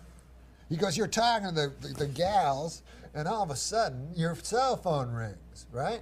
He goes, it's in the middle of the show. Like, he's really excited, right? He goes, you answer the cell phone. You go, excuse me, ladies. He goes, we're not going to tell them about it. And the cell phone rings. He goes, excuse me, ladies. It's your agent, Morty. You know, he had this name. Right. Yeah. He goes, so you're like, Morty, you can't call me here. I'm on The View. You know, I'm on TV. Right. What do you mean you have an offer for me? You know, and I had this crazy Jewish accent in the story. You know, what do you mean? I can't do it. I'm on The View. So I'm like, yeah. I didn't want to. You know, you don't want to hurt people's feelings. You know, so I'm like, no, that one's it sounds pretty good, but maybe I'll think of something else. You know, Right. He was so excited. Yeah. So anyways, this is getting to be a long story. No, it's fine. You know, we can actually stay on the air as long as we want. Oh, really? Yeah. So I get there. So anyways, I'm really late, right? Because I had a big hand at this poker game. Right. So you show up right before you gotta go on the air. Show up. You know, so I'm going. I go. I got the story about Bill Cosby. I'll do that. I know how to do that story. I did it before on Letterman, and it'll be fine. So I go in. I tell the guy, listen, man, I do this story about Letterman. You know? So I walk out. You know. Now, unbeknownst to me, as I was walking out, this guy had muttered something. I hadn't slept for like 3 days, and it's just the phone call, you know. So I go, oh yeah, you know. I didn't know what he was talking about, but he had slipped like a cell phone. He put a cell phone in my pocket. Oh. You know? So anyways, I got out there, and then He'd slipped a cell phone in your pocket. Yeah, thinking I was in for this gag, right? And it's all set to but ring. I forgot. You forgot about it. I forgot about it. Okay. So, and all hell breaks loose. Now, obviously. so I go out to the, so I go to The View, and those 4 bags are sitting there. You know? Oh, come on. So, no, ladies, yeah, women, you know. Yeah. It's not politically correct to say bag. No. But was you know, Rosie you got Michael Richards is saying the N-word. I can't say the B word. No, you can say that absolutely. I want to talk later about now they have the F word for fag, which is really strange. Yeah. But the guy from Grey's Anatomy got in trouble for saying. the N guy, the N-word guy. The F word. No, but he was an N-word guy, wasn't he? I can't remember. That was the irony. Everybody's no, he was African American. Everybody's going nuts out there. He was African American. Yeah. Said the F word. He said It'd be the funny F if you were an African American. You know, if you were a racist, you would not say African American. Maybe you'd say the A word. What's the A word? The African American. Oh yeah, yeah. But so I go on the yeah. View. Yeah. So this is what had happened to me a month previously. This was whenever the first election was, the Bush. Right. Bush against Gore. Al Gore. Yeah. The first time, right? I know nothing about politics, you know. And so. But This what is happened- right after the election? This is before the election. Okay. Before the first election. So what happened was I got a call from this guy, Ben Stein. You know that guy? Sure, yeah. Yeah. So he said, how'd you like to meet George Bush? He's running for president, you know? So I go, holy fuck, that would be cool, you know? Meet a guy running for president. Maybe later he'll become president, and I'll be his buddy, because this is how naive I was, because I knew him like 2 months before he became president. Right. So in Hollywood, you know, obviously very liberal, right? So so Gore showed up, and it was like Barbara Streisand and every giant star in Hollywood, right? So when Bush plane came down, literally it was me and Ben Stein. We were the celebrities. Right. So it was really lame. And then when George Bush came out with his wife, he said to her, "See, I told you he'd come," about me. Right. They were expecting maybe it would just be Ben Stein. They were really happy that two celebrities showed Right, up. sure. You know, and real peripheral celebrities. So, but it was cool because everyone hates George Bush and stuff, so I got to go on his airplane and talk to him. I talked to the guy for an hour. And Got to stuff. hang out with him. Yeah, so it was really cool. You know, I don't know anything about politics, but it's cool to meet the guy that's might be the president. You know? Yeah. So, anyways, What did you talk to Bush about on his plane? I talked to him about, well, I don't know shit about politics, but he didn't know much either. He hadn't really been elected yet. No, he hadn't been elected and everything, and I told him some jokes, and he sometimes he'd go like, "There's mics or something like that." Yeah, it's not a very interesting story. Right, that's cool. But see, it's a mini. This layered, guy's been just sitting here listening to I the know. whole story. That's why we I said haven't it's a even long introduced story. ourselves to him yet. What's your name? My name's Dagan. Where are you? I'm just outside Montreal. Montreal. I'm going to walk in. Okay, hold on a second. Okay, so you're about to walk out. Yeah, so I go on The View, right? Yeah. And I'm supposed to I said, I'll talk about the Bill Cosby story, you know? So, anyways, the lady from The View goes, take a look at this picture. And show a picture of me standing beside presidential nominee George Bush. And then they're like... You're on The "What?" View now. Yeah, I'm on The View. And they're like, what's going on here? That's what the lady says to me, one of the ladies, right? Like it was a fucking Which picture was it? Star of, Jones, Meredith Vieira? Who's the fat black one? Well, Star Jones left the show, though. She's There was not a on there fat African American. Star lady. Jones, I think. Yeah, that was the she lady. lost a lot of weight later too. Yeah, apparently. yeah. It was big. There was a big brouhaha over there. Was there? Yeah, but yeah. So she asked you that. So she's like, "What's going on here?" Right? And it's just a picture of me with a guy running for the president. But the way they said it, it was like that picture of Kurt Waldheim with Hitler in the fucking woods, right? I'm like, I don't know. Like, what's wrong with this, right? So just to be crazy, kind of like, and just because they got under my skin, I don't know nothing about politics and nothing. I said, well, it's better than that guy that's in there now. That guy murdered a guy, Bill Clinton, right? Right. And then they're like, what? And I go, they go, what? So I go, he murdered a guy, remember? Some guy killed him because I remember somebody died. Right, sure, yeah. Someone who had committed suicide. Yeah, absolutely, yeah. And I heard a crazy conspiracy thing that they killed him. So you just start, yeah. I'm like, he killed, don't you remember that? You know, but I'm acting like everybody knows it. Like I'm just acting like a retard. And then Barbara Walter goes, you're walking a pretty thin line, mister. And I'm like, I thought it was a matter of public record. Barbara, you're a newswoman, back me up, you know. It kept going on, and it was like, fucking, you know, and I remember she kept going like, you're one piece of work, mister, like getting really taking you seriously, yeah. Yeah, Not remembering that you know, I'm a comedian the that jokes doesn't know on shit, Weekend Update were... So I just did it to be like stupid, and then, so there's just like, you know, the audience like confused, you know, and the ladies are all angry. All of a sudden, I hear like coming out of the thing like cling, ding, like it's a fucking fire alarm. So I'm like, what the fuck is that? And then I remember it's my phone, you know, my cell phone, this joke. Oh, yeah. The producer backstage saw that everything was going to hell and decided to fix it, you know. So I go, oh, yeah, I go, Marty, man, this is a bad time to call because all the ladies hate me now and stuff like that, you know. And Barbara Walters goes, what the hell are you doing? Like, she's just... Right. I go, nah, I know I'm a little scared. I go, I don't know. The guy backstage, he told me that it would be funny if I pretended my agent Morty called. And then there was like about 5 seconds of silence. And Barbara Walters said, we'll be right back. And then she gave me the boot. That is on YouTube right now? That's on YouTube right now, apparently, Bill. Yeah. Have you queued it up? No, I don't have it yet. Oh, you don't have it? We should try to find that. Oh, my, that's uncomfortable, huh? Have you been asked back? No. No? I thought it was fun. Oh, yeah, no, that's awesome. You love those uncomfortable moments, though, right? I like it, yeah. Like with stand-up, if I bomb, I really, really like that. Yeah? Yeah. Do you ever get like that? Oh, yeah, all the time. Every night here. But, you know, look, I know it's wrong to objectify women. You know what I'm saying? Of course. But in our sexual fantasies, I think we do, as men, objectify women, don't we? Like, I always think of Adele, like, down on her hands and knees with an apple in her mouth. So, but that's better? Better than what? That's objectifying her. Yes, I'm saying I think we do that as men. Okay. We objectify women, don't we? Yeah. What? Don't we? This Lindsay Lohan can't swim a stroke, but she sure knows every dive in town. That one I liked. That was my favorite. I'm keeping this. That is a favorite? Did you write this? I didn't write that one. No, Read that one. The guy who did the voice of Charlie Brown, he was arrested for stalking his girlfriend this week. He also said the next time Lucy grabs away the football, he's going to cut that bitch. A Swedish Bond girl, Britt Eklund, told Piers Morgan this week that she was seduced by Warren Beatty after the legendary Lothario took her to an X-rated movie for their first date. This is what I have to say about that. Hey, Warren, stop stealing my moves. That's my favorite this week.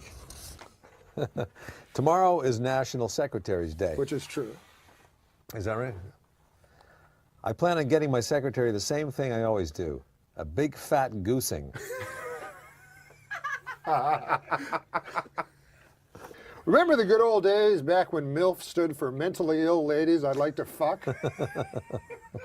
Right. Huh. But I... Well, listen to this. Catherine Zeta-Jones admitted she is bipolar. Half the time, she's deliriously happy, and the other time, she has to suck an old man's cock. That's dirty. Come on, man. Let's be... I like hotels. They make your bed, make your dinner, send housekeepers up to watch you masturbate. It's a dream. Come on, man. Miss Nevada is the new Miss USA. I now must apologize to Miss Delaware. I actually have nothing to do with the final decision, but I will treasure our evening together forever. A study has found that men are just as likely as women to spread gossip. At least that's what I heard Rick tell Brad, who, by the way, has a crush on Patty. Oh, does she? Listen, a new study finds that men are more likely to blame stress from work as a contributor to their poor mental health, while women are more likely to jabber on about something or other. You know, I'm happy to help out a friend, but the next time my roommate asks for help put in sunscreen, he better be talking about his back. Fool me once. The Statue of Liberty is setting a bad example for young women. When times get tough, you just can't stand motionless for centuries holding a torch. It's true. I don't want to shoot myself in the foot, but my left big toe is a neo-Nazi. Even worse, my big right toe believes that there should be a gender pay gap. Gender pay gap. The twins' Joe Mauer has gone on the disabled list due to leg weakness. What is the cause of leg weakness? For the answer, let us go to sports show medical correspondent, the late Burgess Meredith. Women weaken legs. Just as I suspected. Thank you, late Burgess Meredith. The sister of San Francisco Giant catcher Buster Posey, Samantha, hit for a home run cycle, which consists of a solo, a 2-run, a 3-run homer, and a grand slam home run. This leads some to say that she might be better than her brother. Her brother, who doesn't get to hit against girls tossing a giant ball underhanded.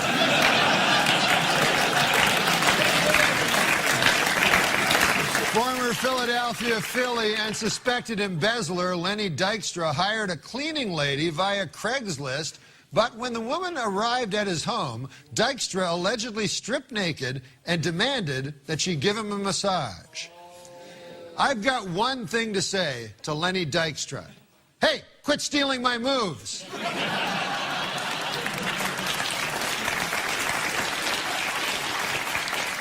Washington Redskins lineman Albert Hainsworth was arrested on sexual abuse charges this past week after being accused of sliding a credit card through a woman's cleavage. Is it just me? Or is everyone stealing my moves?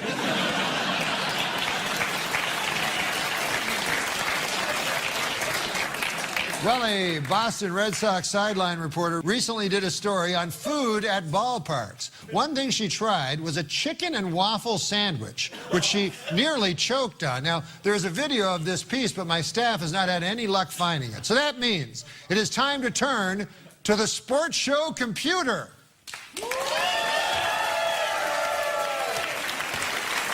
All right, excellent. I'm just going to go ahead and I'm going to start out by searching woman gagging. Oh, 1 million results. How about that? Okay, let's see. Oh, well, my Lord. Oh, that's not what I was looking for. This is filthy. Okay, I can see I'm going to have to be a little more specific. Let me try woman gagging on meat. Well, there's 7 million results here. Whoa, holy Lord! There's all kinds of pictures coming up. None of these are right. Oh, people should not be doing this. How do I turn this thing off? Delete history. Wait, they're offering me a 3% mortgage. Okay, I deleted it, so that's off my computer forever? Empty the cache. Empty the what? They're the cookies.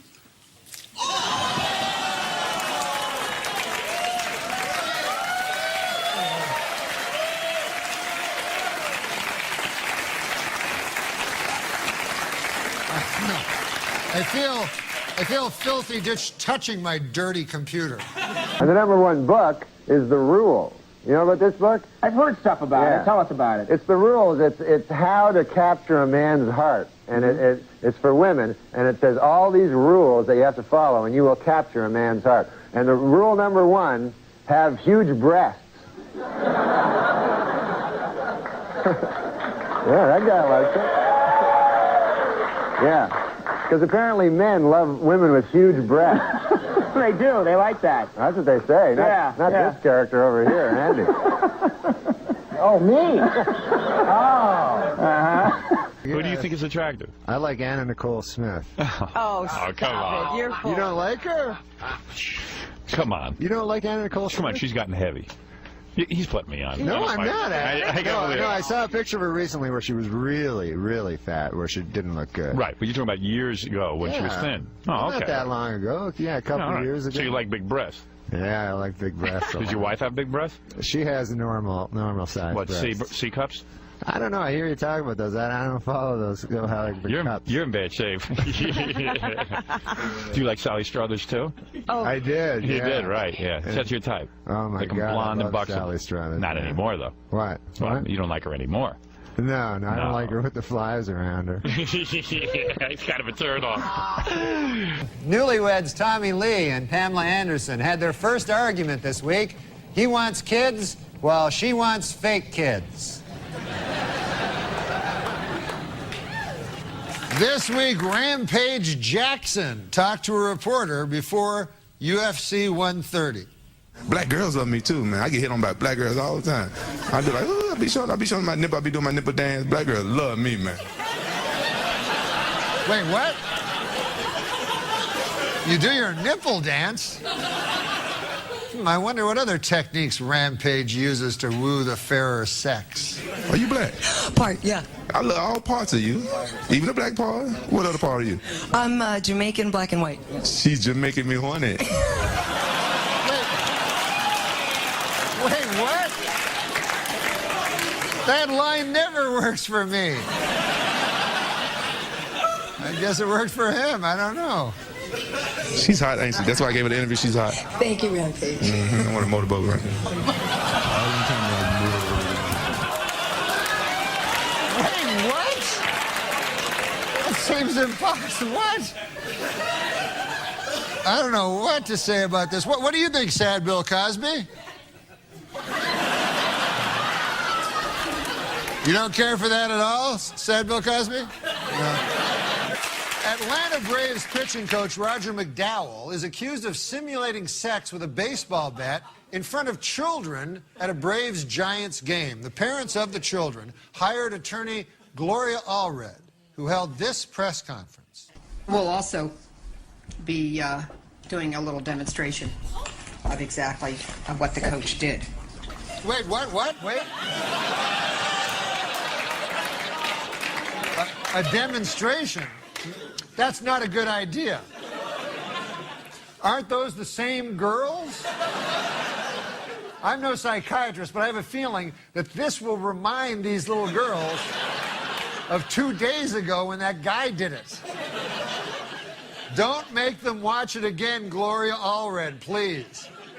I'm panicking for nothing. She's a lawyer. Of course she knows what she's doing. She'll figure out. I think Justin and I can demonstrate what was done with the baseball bat. Okay, so Justin, you want to come forward here? And you want you to put your fingers up the way he had them.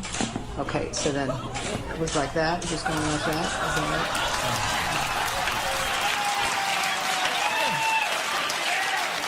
Wait, what? Wait.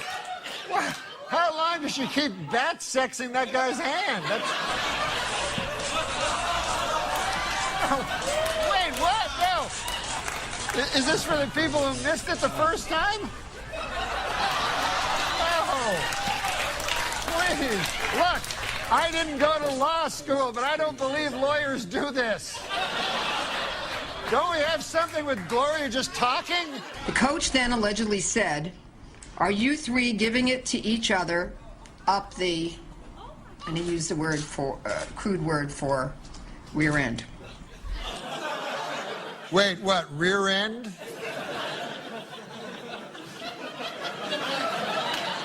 Now Gloria's getting all demure.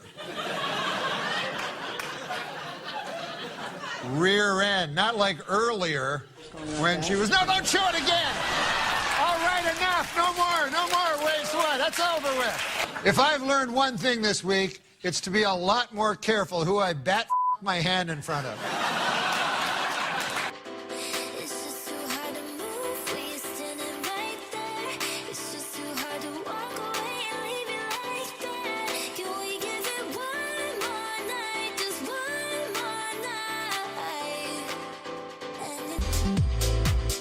Senator Bob Packwood said this week he favors reduced federal deficit over a tax cut.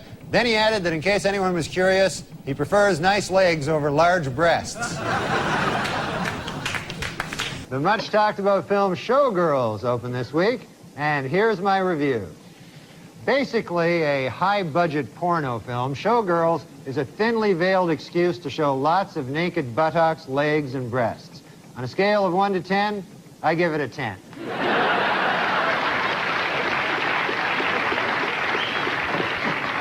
Well, Premiere Magazine's list of the 100 most powerful people in Hollywood hit the newsstands this month. In an odd bit of ranking, Demi Moore was ranked number 28, while her breasts were ranked 20 and 21. So, in an interview out this week, Demi Moore says she would like to have another baby, this time a boy, to go along with her 3 daughters and 2 huge breasts. Demi Moore is wrapped filming on G.I. Jane, in which she plays a Navy SEAL combat officer. Moore says that in contrast to other Hollywood portrayals of women in the military, her character will have giant breasts.